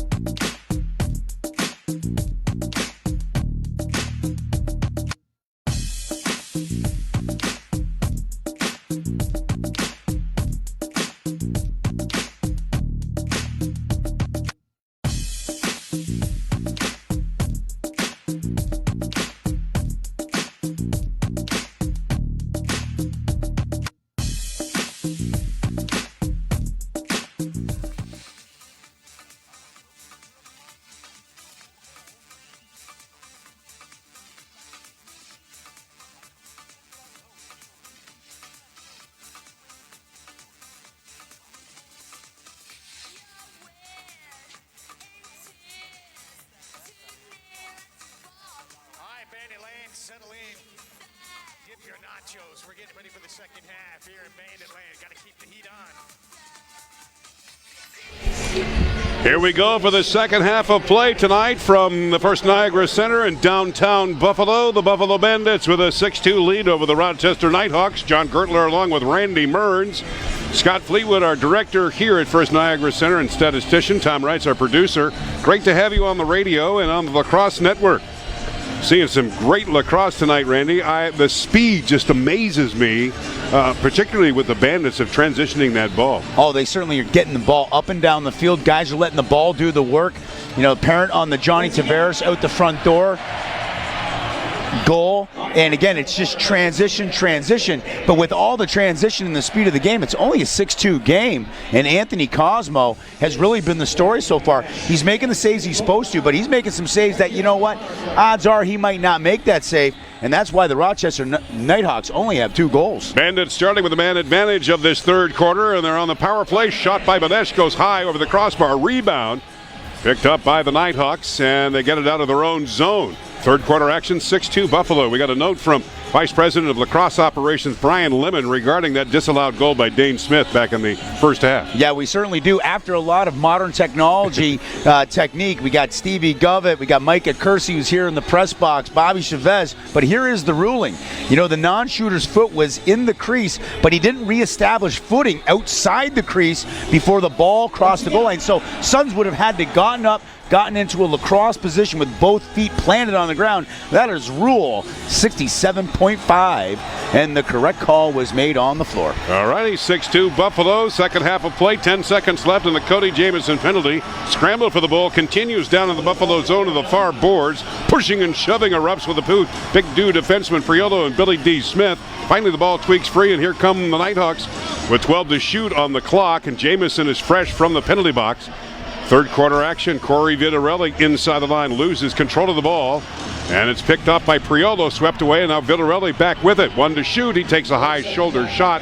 No time left on the shot clock. Pressure on by the Knighthawks. Vitarelli on his own, and in that fray, Vitarelli hanging on to one of the Buffalo players, and he unfortunately goes to the penalty box. Yeah, that one was kind of tough. Vitarelli corralled the loose ball, was 1-on-2. He regains possession. He throws a high-to-high heater. It goes off of Cosmo.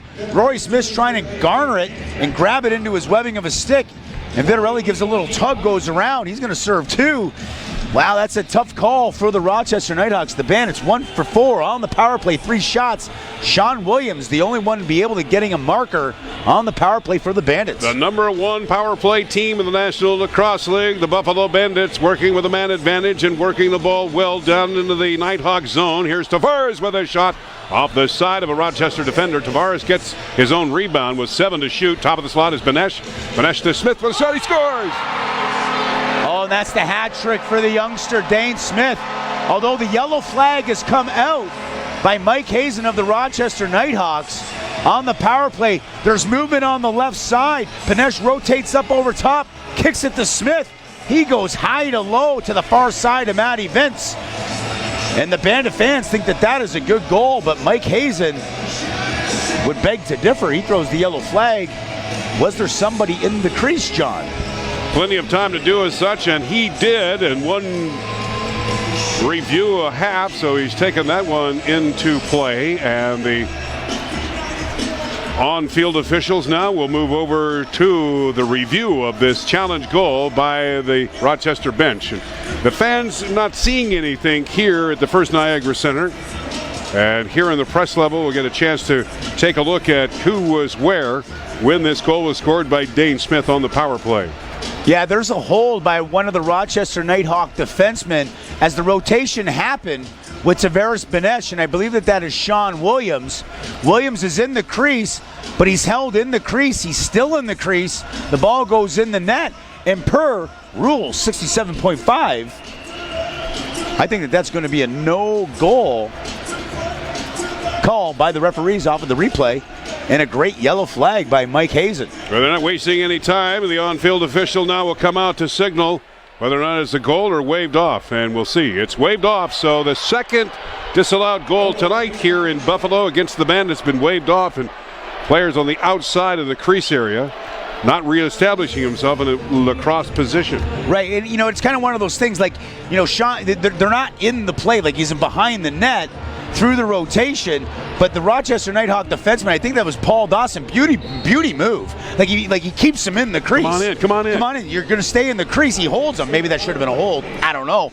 But Smith scores, but at the end of the day, Williams is still in the crease. That's a no goal. So, power play continues for Buffalo. Vitarelli in the box for the next minute and 18 seconds. Here come the Nighthawks shorthanded.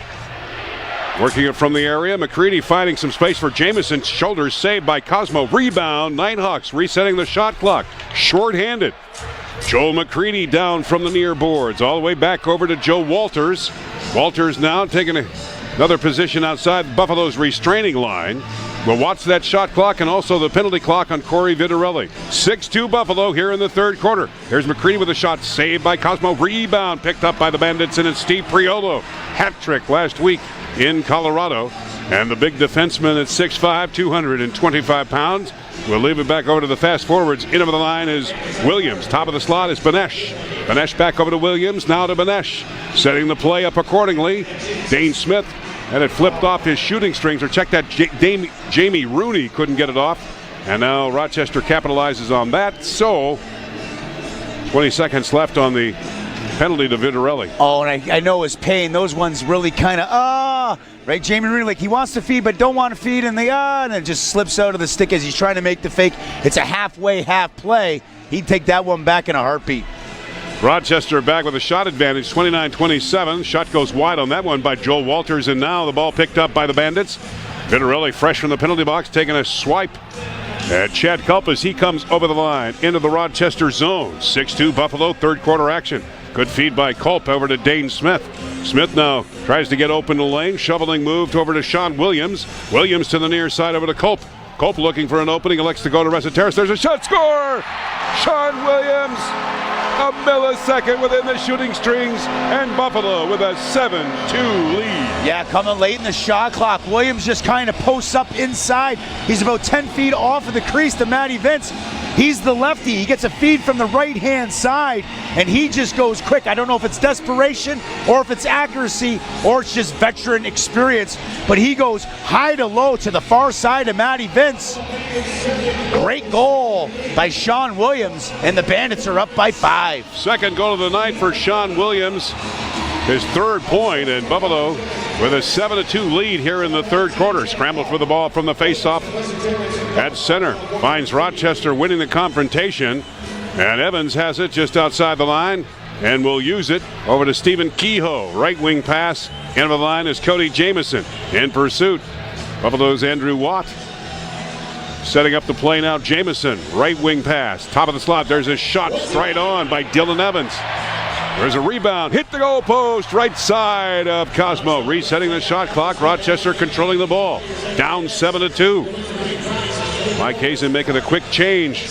Another runner out on the surface from the corner. Working it to the far side from the top of the slot. Nifty move by Walters, but nobody is there. Cosmo out of his crease area. The loose ball picked up by Buffalo, swept by Derek Suddens. Now Walters tries to get a piece of it. Now it's picked up by Thornburg, and he'll cradle the ball in the webbing of his stick all the way back out to mid-turf.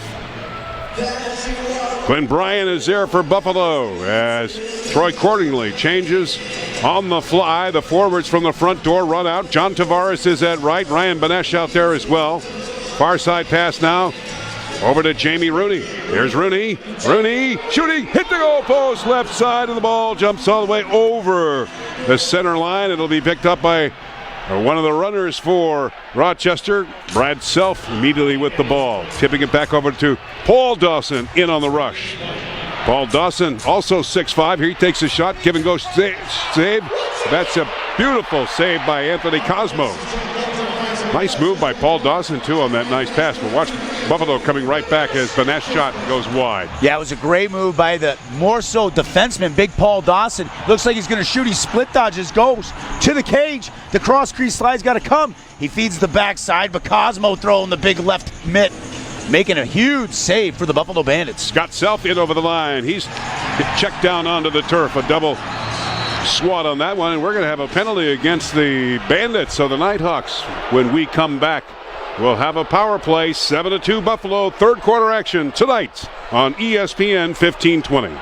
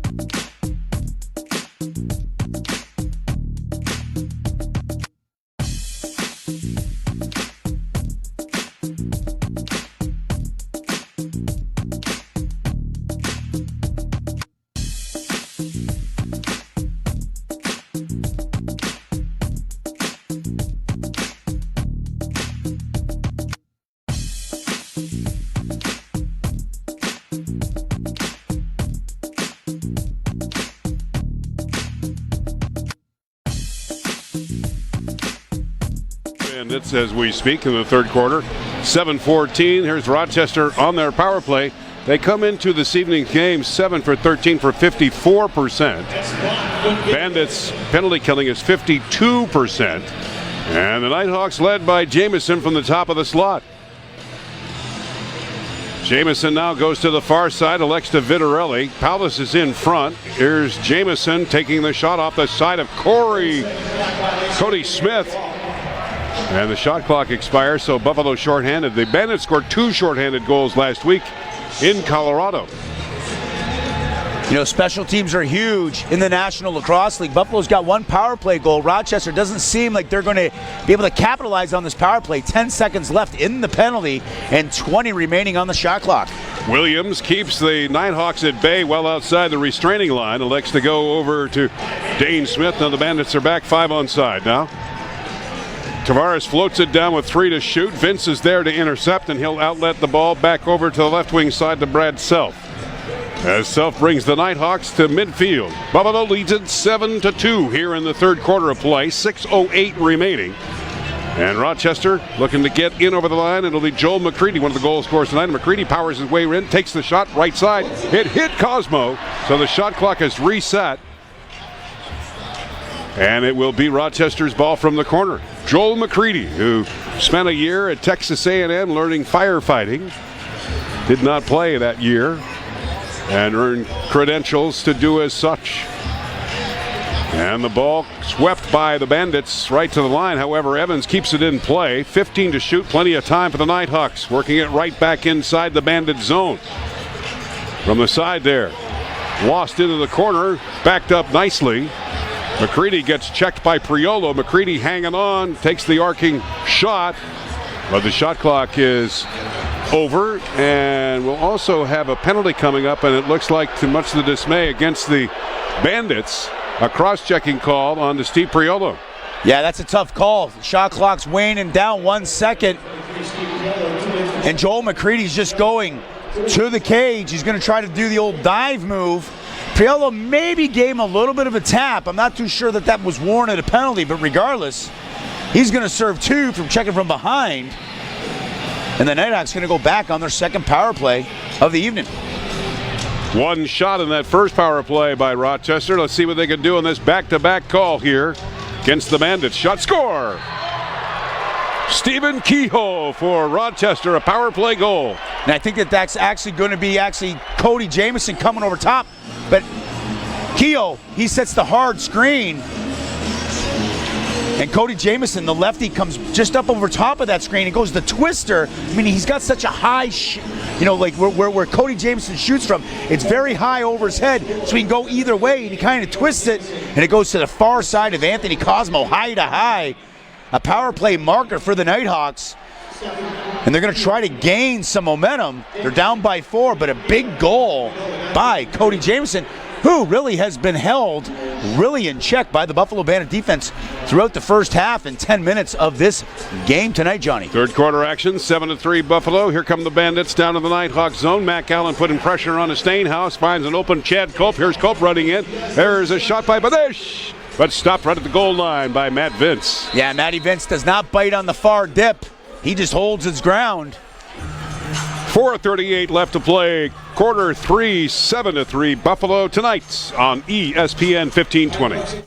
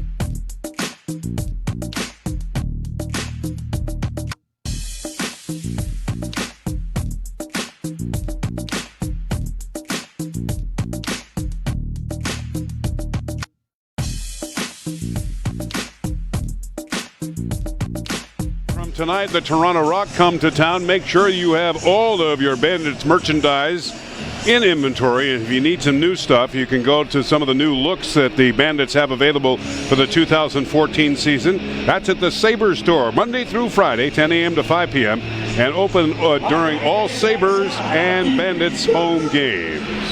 John Gertler, Randy Mearns with you this evening. Scott Fleetwood, our director and statistician. Tom Wright, our producer. Tom Wright's our producer, I should say. And Rochester struggling to get a shot away. Good pressure on by Buffalo's defense down on the turf into the zone as Jay Thornburg getting the ball out to midfield to a stretching Andrew Watt, who had quite a game last week, going 2 for 1 in Colorado. And Watt will be a part of this play on the rush for the Bandits as John Tavares works his way in, looking for a hat trick. Shot off the shoulder of one of the defenders. Rebound is Buffalo. 10 to shoot, but nobody there on the pass. That again goes Aaron, and it's picked up by Paul Dawson, who rushes across the Buffalo restraining line. Top of the slot as it goes over to Evans. Evans' drive is stopped by Cosmo, and the right wing pass connected back over the line to Dane Smith. Here's Smith with a windup and fires a laser to the right side. Yeah, that didn't miss by much. He coming down in transition. He's not afraid to shoot the ball, and that was a shot he liked. Just not enough of an angle. Misses the net by a couple inches, Johnny. One of the things that I've noticed, I have not seen Dan Dawson out on the turf here in the second half. Yeah, Dan Dawson, the big right-hander, the leader on offense for the Rochester Knighthawks, has not been seen and hasn't taken any shifts this second half.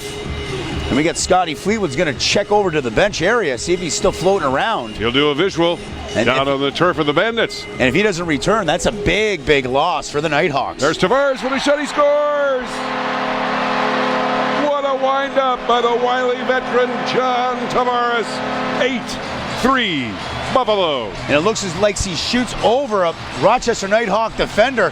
He goes high cheese. Matty Vince is wondering why he didn't get that with the big right shoulder. I believe that is a hat trick for Tavares. He makes no mistake. What a great high-to-high shot. And the Bandits back up by 5. Look at that wind-up. For those of you that are watching at home and try to describe it there, 1 2-step wind-up, 3 shoot it, a laser, high-to-high. And nobody in the crease. Woo. So that's a good goal, Johnny. That's nice. As per rule 67.5. Yes. Scott Fleetwood has jotted that down, and we've earmarked it in the new rule books. Good point, and we thank Brian Lemon for giving us the full description on that one as well. 8-3 Buffalo here in the third quarter of play with 2 minutes and 17 seconds remaining. Buffalo with the ball. Glenn Bryan uses the turf to tip it back over to Mark Stainhouse. And Stainhouse, who has 3 helpers so far in this game, comes across the line, forced into the far corner. Now breaking free from the slot area. Hangs on to it with 10 to shoot, looking for a lane. Stainhouse finds an open Sean Williams over the shot. The pass back over to Reciteris, now to Stainhouse. Hampered by 2 defenders, and will leave the ball with no time left on the shot clock. So here come the Knighthawks. Shots are 37-32, favoring the Knighthawks, but Buffalo on a roll here. Hat trick by John Tavares, giving the Bandits an 8-3 lead. Scott Self firing the ball far side over to Johnny Paulus. Paulus hanging onto the ball, top of the slot over to Cody Jamieson. Jamieson deking his way from Dane Smith. Jamieson with 10 to shoot. Lost control of the ball, but back into the webbing of his stick, forced all the way outside to midfield, and slashing away is Andrew Watt, and now the Knighthawks have it with 3 to shoot. Into the line is Kehoe. That's blocked off the stick of Rory Smith, and boy did Rory Smith take a whack on one of the sticks as well. And the shot hitting Smith right on the leg, and he's slow in getting up, but made it back over to the bench. Yeah, I'm not too sure if that was the shot or if that was the follow-through by Stephen Kehoe's stick. Regardless, he was lying on the ground as the Bandits started to create and transition. An update as Scotty Fleetwood has taken a big, long peek at the Rochester Nighthawk bench. And kudos to downtown Stewie Brown. Danny Dawson not in or not on the bench for the Nighthawks as Johnny Tavares scores his 4th goal of the game on the Superman dive. Second, third, 4th effort for Tavares, and it just never ceases to amaze me. The all-time leading scorer of the National Lacrosse League, 45 years old. John Tavares still has the moves. Oh, and he goes airborne. He gives the old split on the Nighthawk defenseman, and he goes airborne. Matty Vince leaves his balance of as a goalie, looking to try to maybe pound Tavares, but he's able to get the ball in the net before Matty Vince collapses on him with a big pancake move. And the Bandits are up by 6. 30 seconds left in this third quarter, Johnny. 9-3 Buffalo. Ball down into the Bandits zone. And they get it out on their own by bringing it to midfield. Glenn Bryan brings it up. And here's probably Cosmo might be coming out of the bench or to the bench to get the 6-man attacker potentially. 17 seconds. The shot clock is pretty even with the game clock, Johnny. Sean Williams is there from the right point, inside the line. Give and go shot. Score! Stainhouse! Oh, Stainhouse gives a hard screen on the backside as Sean Williams uses an up pick. He rotates over. All of a sudden, Stainhouse darts down the middle. And a great feed by Willie. And Stainhouse makes no mistake, again going high to low on Matty Vince. And that's the 10th goal for the Bandits. 6.6 seconds left, and they're up by 7. Beauty goal by Stainhouse. Relentless play by the Bandits. And they take a 10-3 lead into the 4th quarter of play tonight from the First Niagara Center in downtown Buffalo. And great to have you with us on ESPN 1520.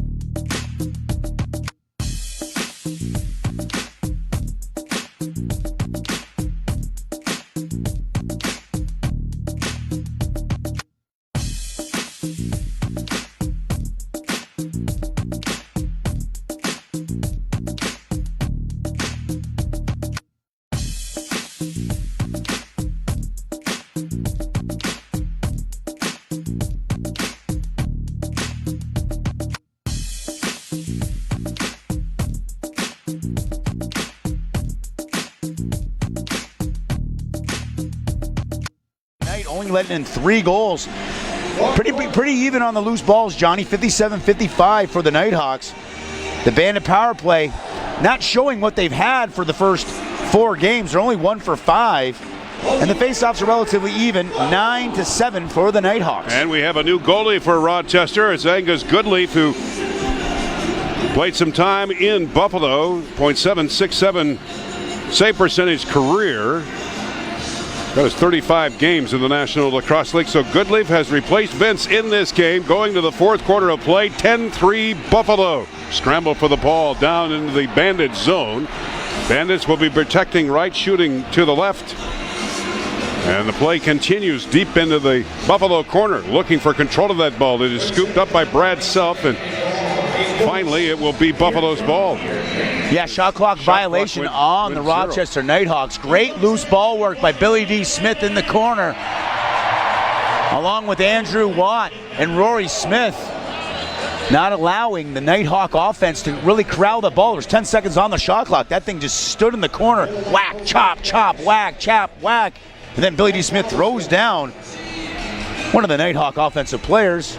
Shot clock violation, ball back to Buffalo. Scott Campbell bringing down to Viterilli. That hit the glass to the right side of Cosmo. Rebound picked up by Steve Priolo. And the defenseman who scored a hat trick last week in Colorado brings the Bandits into the line. Here's Priolo, who's got a pretty good shot on him.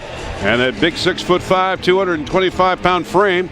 He'll elect to hold off, and the front door opens up. Jamie Rooney is out now, along with Mark Stainhouse. High shot over to Banesh from the corner. Is Tavares looking.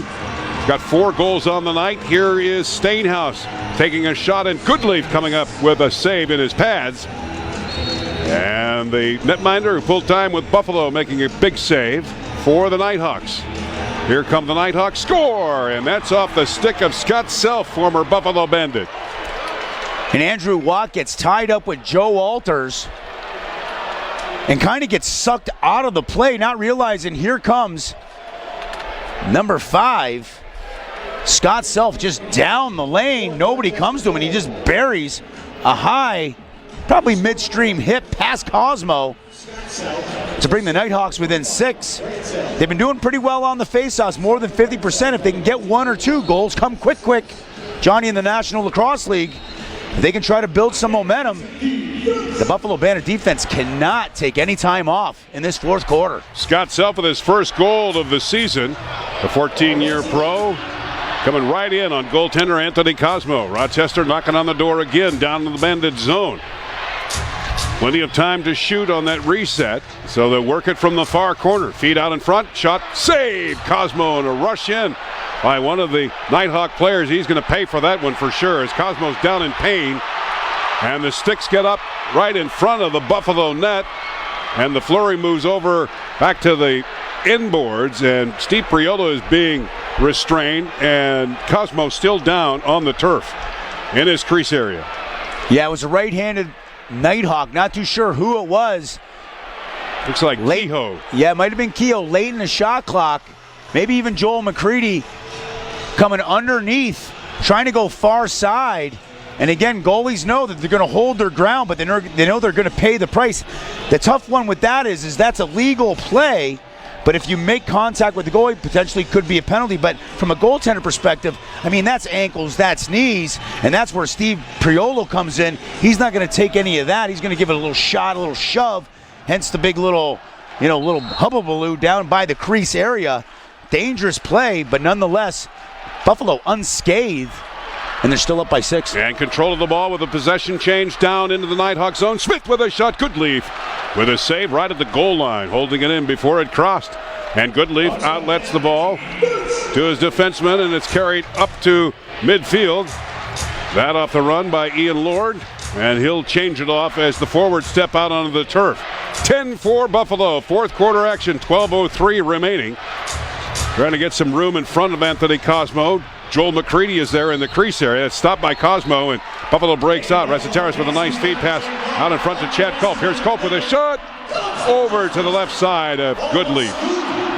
Hit the end boards, and it's picked up by Scott Self, and he'll return right to the Buffalo restraining line. Campbell is with him. Scott Campbell tips it back over to Cody Jamieson. Jamieson skipping into the slot area, takes the shot, he scores!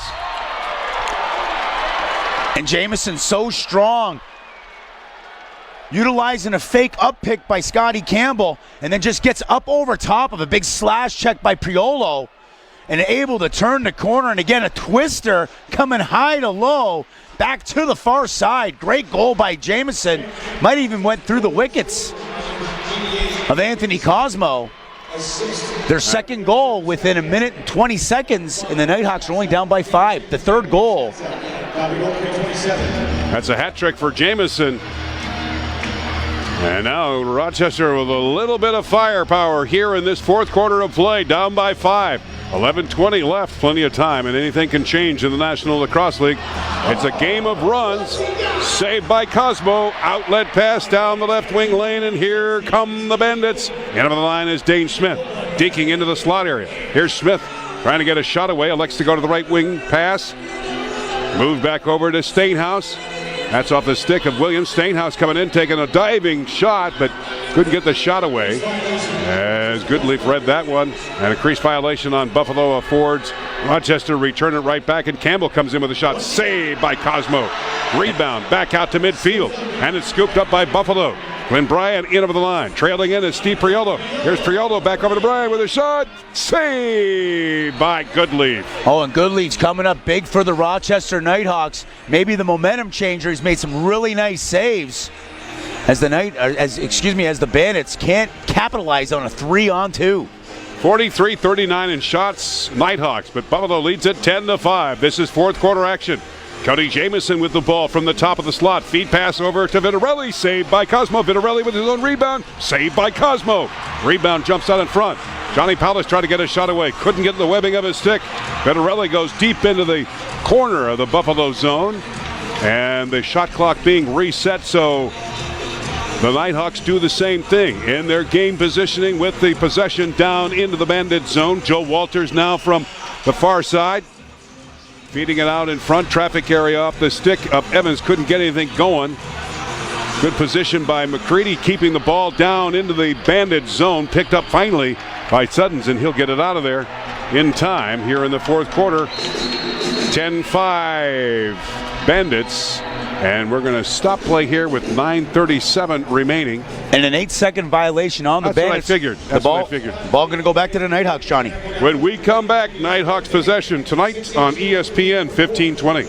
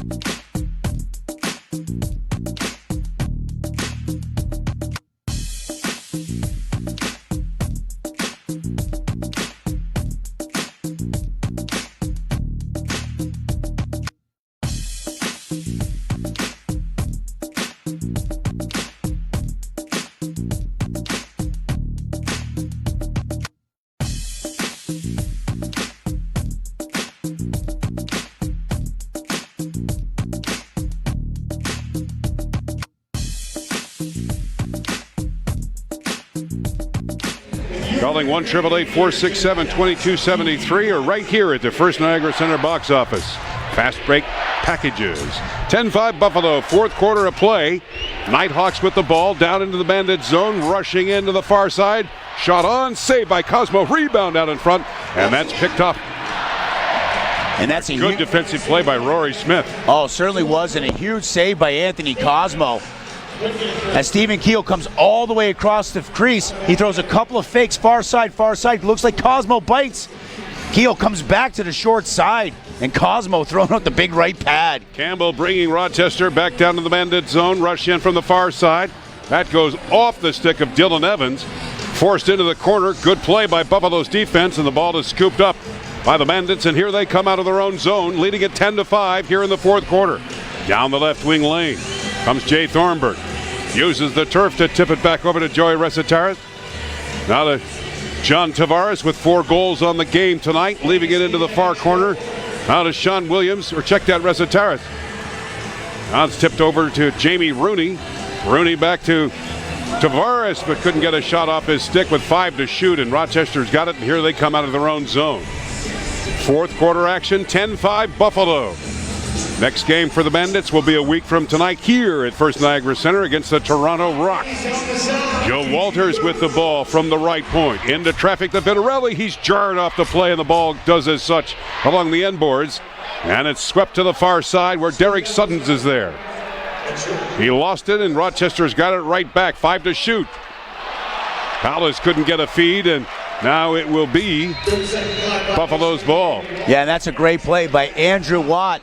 It looked like Buffalo had the ball, started transition. All of a sudden, Rochester comes up with it, and Andrew Watt picks off the pass, or at least knocks it down, as Johnny Palace was just wide open on the backside.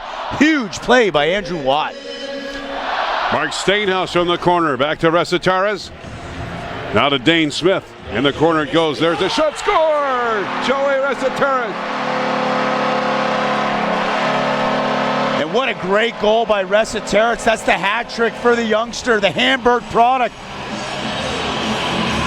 He slips the seam wide open in front of the net, and a great feed, and he wastes no time. It's a one-touch. It's high to low far side, coming across the field, reestablishing this 6-goal lead by the Buffalo Bandits, and a great feed by the veteran Sean Williams.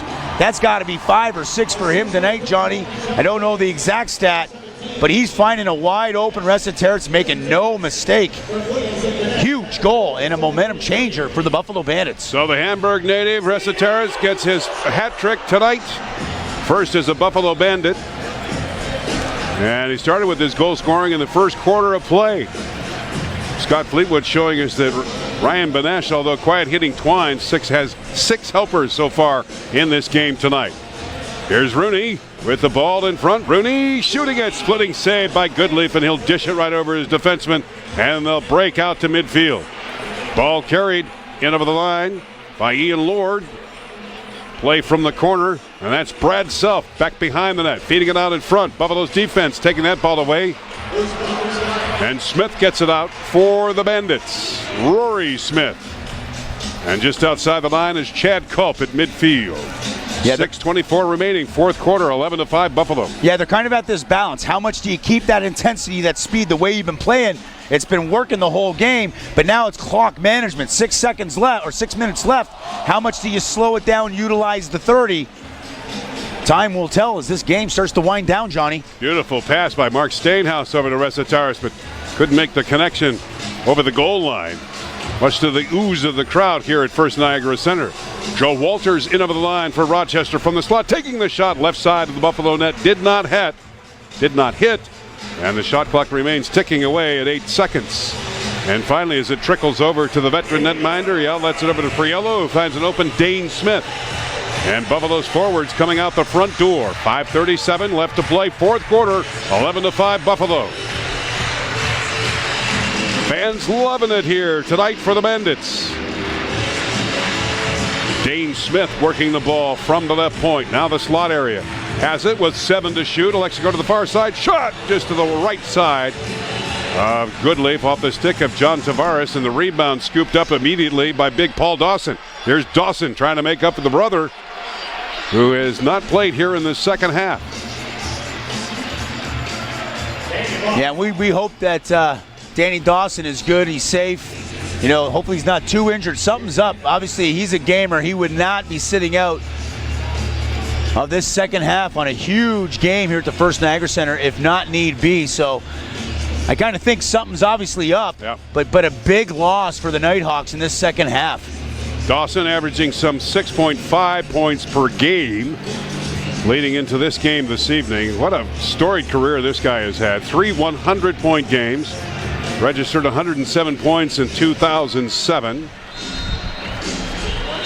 And a big loss tonight for the Knighthawks, not having big number 6, particularly here in the fourth quarter of play with 4 minutes and 27 seconds remaining. Buffalo leading at 11-5. Storyline tonight, Joey Resetaris with a hat trick. John Tavares with 4 goals. 6 helpers by Ryan Benesh. And we're going to stop things here with a scrappy play down on the turf to take a timeout at First Niagara Center, with the Bandits leading it by a score of 11-5 tonight on ESPN 1520.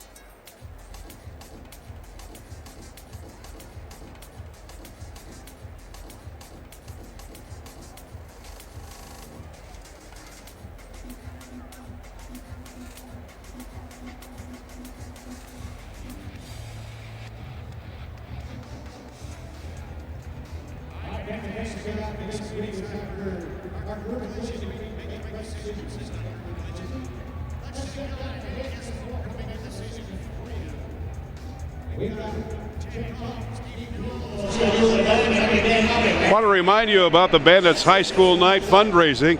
It all happens for the second half of the season here, with the Bandits making tickets available to high schools. That's for the March 15th game versus Colorado, April 5th versus Edmonton, Saturday the 26th versus Rochester. 300 level tickets discounted at a price of $10 per ticket. Schools may purchase tickets through the program for 1 or 2 or all of the games and resell these tickets for up to $28 each at the box office. That's the high school program by the Bandits. For more information, contact the box office. Here we go with play down on the turf. 11-5 Buffalo. Here in the fourth quarter, 3:54 remaining. And we had an infraction and a power play goal scored by the Knighthawks as Billy D got a holding call. And that must have been at the broadcast break that we made. So Rochester capitalizes and they score their 6th. Yeah, that was a late call by the referee before that broadcast break. Billy D. Smith serves 2. The Knighthawks, their second power play marker of the game, bringing them back within 5. Again, time is not on their side, Johnny. They're going to have to rush. 2 big stops by the Buffalo Bandits here could seal the deal. 3:41 left in the game. Pressure on by Buffalo's defense along the boards by Dane Smith. He wins the confrontation and control of the ball. Here's Smith down the left wing lane. Into the line he comes. Working it from Mark Stainhouse now, getting a couple of swats from a Rochester defender. And again, working the clock, Randy, with 15 to shoot, but time ticking down against the Knighthawks here in the fourth quarter. Dane Smith with a shot whistled wide. Rebound picked off a quick stick by Goodleaf. And there's a right wing pass, outlet shot over to Self coming across the line. Good feed pass, score! Knighthawks off the stick of one, Cody Jamieson, goal number 4. Yeah, the Knighthawks get out the front door quick. I believe that one's going to go to Joel McCready, Johnny. He was the second out the front door. Somebody's got to go early for the first man. Joel McCready's the second guy through. He gets it, makes no mistake, and the Knighthawks are down by 4. As Cody Jamieson brings 2 guys with him, leaving Joel McCready all alone, and he buries sidearm to low, and just like that, they're within 4. And don't be shy if Goodleaf starts to come out of the net, as Mike Hazen might try to go on 6-on-5s. They're down by 4. Why not, Johnny? And he's done just that, so the 6th attacker is out for the Knighthawks. 2:50 remaining in this fourth quarter. Saved by Cosmo off the shot by the Knighthawks, and Cosmo immediately with the outlet pass down the left wing lane over to Mark Stainhouse. Stainhouse with an open net possibility, hit the side of Paul Dawson. It's picked up by John Tavares, works it out of the line over to Andrew Watt. And now they'll work it with 17 to shoot. 2:33 left here in the fourth quarter. Buffalo leading at 11-7, but Rochester on a run here. Yeah, they certainly are. But Buffalo just needs to, if they're going to work the clock management, they need some good 30, and they need 2 defensive sets. And keeping the Knighthawks away, things would probably end up well, but a turnover by the Bandits. 50 shots for Rochester. The 6th attacker is out as Goodleaf getting a workout here in the 4th frame. Get to the bench. There's a shot. Score! Oh, and Joel McCready again. 2 Rochester Knighthawks go through the middle. McCready, the lone guy, he locks and loads. He goes high to low through the pads on a great feed by Corey Vittorelli. And he makes no mistake. And just like that, 2:05 left, the Knighthawks are down by 3. Game of runs, and Rochester on a 3-goal run, and they're outscoring Buffalo here 5-1 in this fourth quarter. And they're creeping in with 2 minutes left to play in regulation. Tonight from the First Niagara Center, shots on goal 51-43, favoring the Knighthawks. And they're capitalizing on the closing minutes, and again without the services of Dan Dawson. Here come the Bandits down into the Nighthawk zone. Outside the line is Rooney. Rooney now tipping it back over to Resetares. Far side pass. Back to Resetares, who works the ball from the line as Williams feeds over to Tavares. 5 to shoot. Bouncing ball. Picked up by the Knighthawks, and now the Knighthawks will have it with 1:30 left to play into the fourth quarter. Bandits leading at 11-8, with the Knighthawks on a 3-goal run. Now working the ball to Walters. Here's Paulus with a shot. He scores! Oh my God, here we go, Johnny. A quick. Buffalo's defense isn't set. They rotate up over the top, find Johnny Paulus at about 15 feet, and he winds a left-handed sidearm to the far side of Cosmo. Great feed by Joe Walters. And just like that, 1:20 left. The Knighthawks are down by 2. And this crowd has gone silent. Huge face-off for the Buffalo Bandits. 2 of the top draw masters of the league, and that was won by the number 2 man, Jay Thornburg, and it'll be a possession timeout called by the Buffalo Bandits. Well, staying quiet most of the evening. Johnny Paulus finally gets his first point of the night on top of a very important goal, the 9th by the Knighthawks in a 4-goal run. Well, this is always a debate with, and Johnny Paulus obviously making the Bandits pay there. But this is always the conundrum. You're up. You got a 6-goal lead. Do you start game managing? The time. So you don't really put a lot of things to the cage, just like you were playing for 55 minutes of the game. Because you know what? Do you have enough of a lead? But then what ends up happening, you kind of take the sails out, and then the Knighthawks come down. They score. And then do you start getting antsy? Now here's the kicker. They're still up by 2, 1:15 left. 30 seconds they can utilize on this clock, but they want to make sure that they don't get beat in transition. They want to play solid D, but you still got to continue to play lacrosse. And that's where, as a coach, like if you don't continue to play lacrosse, does that change the momentum? Dane Smith brings the Bandits over the Rochester line from the corner. Now to the near side over to Jamie Rooney. Back over to Dane Smith. Watching the shot clock as well, managing it accordingly as we go to under a minute to play here in the fourth quarter. Buffalo up by 2. Feed pass intended for Jamie Rooney. Couldn't make the connection, and Goodleaf is there, and the outlet pass goes, and Goodleaf dashes to the bench. The 6th attacker is out. 45 seconds remaining here in regulation. Rochester on a 4-goal run. Corey Vittorelli with the ball takes the shot left side. Works it as rebound to Cody Jamieson. Back over to Paulus with a shot. Saved by Cosmo. Rebound. It's went over the glass. It'll be Rochester's ball, resetting the shot clock accordingly, and they've got it out in front. Shot right side of Cosmo. Rebound Rochester. Got the man advantage as Joel Walters is now from the left point. Top of the slot to Jamieson with a shot. Saved by Cosmo. Rebound with 22 seconds left. Scramble for the ball continues. It's picked up by Walters. He scores. Wow. Shot after shot after shot after shot, and the Bandits can't come up with a rebound. And it finally gets into Joel Walters' stick. Cosmo throwing toes, throwing elbows, throwing shoulders. But the 6th shot in a row, Cosmo can't save.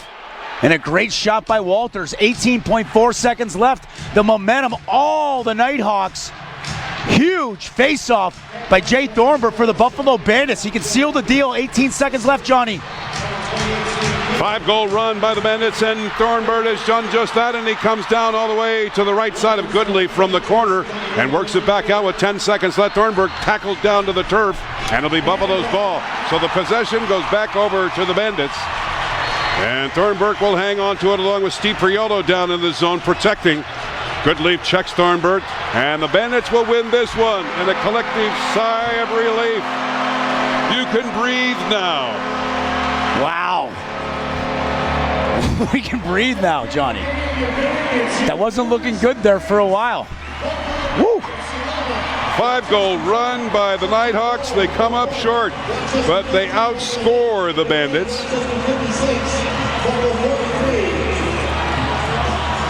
7-1 in the fourth frame. What a game. Tonight, the Bandits win it by 1, 11-10, and the win streak continues, now up to 4. And the goose egg comes off the standings board for the Knighthawks, and the Bandits take over the position of first place in the Eastern Division with an 11-10 final tonight here from the First Niagara Center. Post-game show coming up after this timeout on ESPN 1520.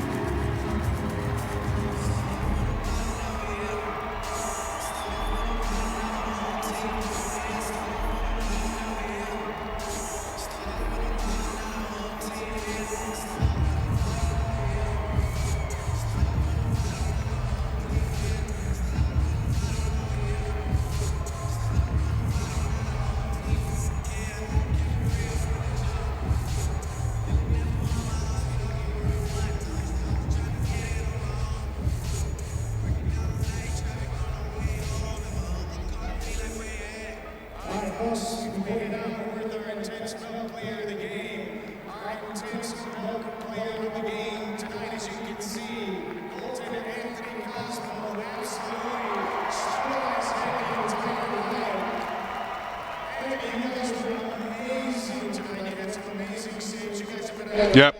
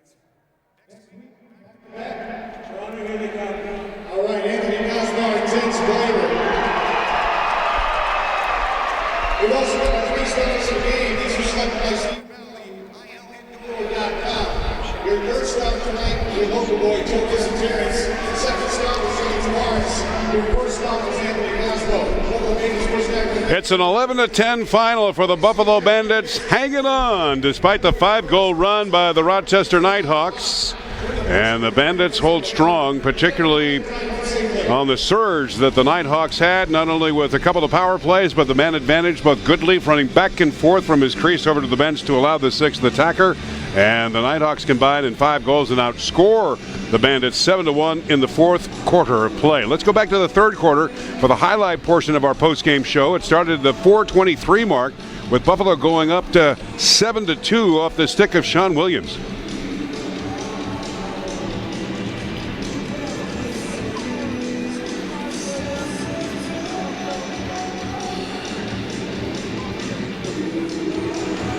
It was a beauty. Assist going to Joey Resetaris along with Chad Culp. The Knighthawks get on the scoreboard at 9:53 to make it a 7-3 game. But the Buffalo Bandits go on a 3-game run, a 3-goal run. It starts at 12-12. John Tavares.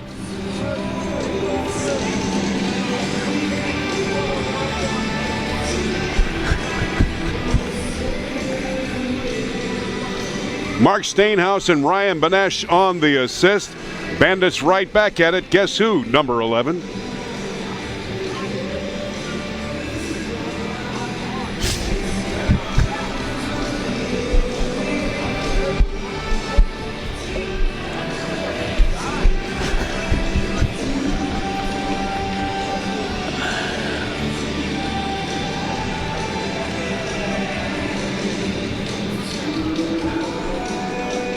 Bandits 9-3 at that time. Assist going to Ryan Benesh. Stainhouse on the scoreboard at 14:53 of the third quarter.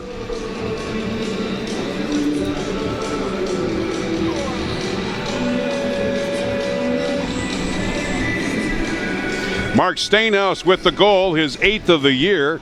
Credit the assist going over to Sean Williams and Ryan Benesh. Buffalo leading at 10-3 at the end of the third quarter. And then Rochester goes to work. We've got a lone Buffalo goal at 7:33. A hat trick by Joey Resetaris.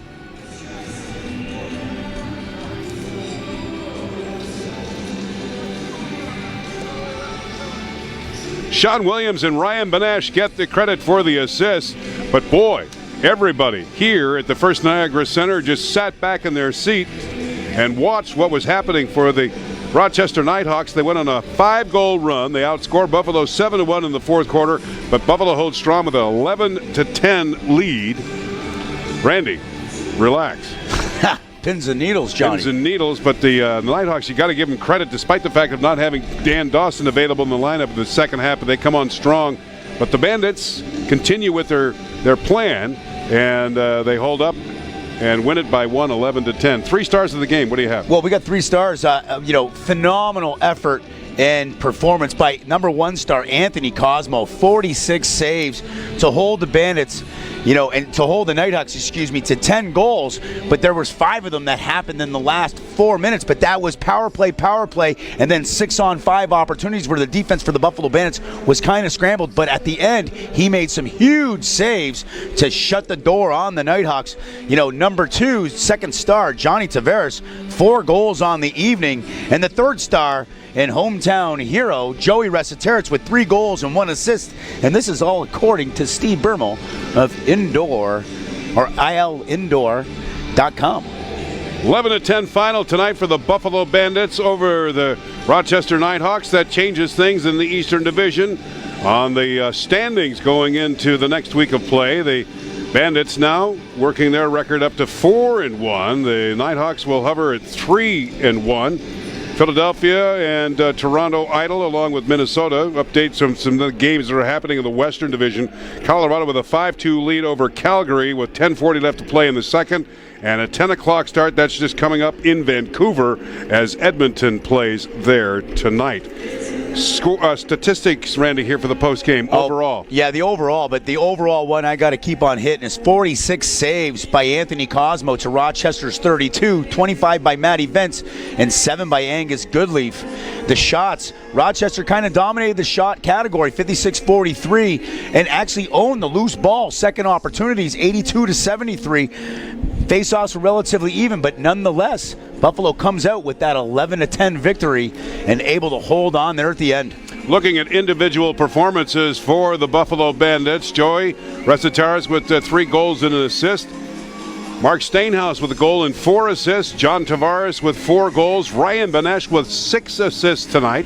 Chad Culp with an assist along with Andrew Watt. Also checking down the individual scorers. Sean Williams with 2 goals and 3 assists. Jamie Rooney with an assist. Dane Smith with a goal and 2 assists. But Randy, you hit it right on there with a 46-save performance by Anthony Cosmo. Yeah, just a phenomenal effort. Again, making the stops that he should, but he was making some stops that maybe he shouldn't. But at the end of the day, we've talked about this in Banditland over a variety of time, is it's about face-offs. 18 seconds left. They got Jay Thornburg at the faceoff. They got 4 guys on defense, and Thornburg wins the faceoff, able to kill the clock and seal the deal for the Buffalo Bandits. Critical moment for the Bandits. An 11-10 winners tonight over the Rochester Knighthawks. Individual scoring for the Knighthawks. Joel McCready with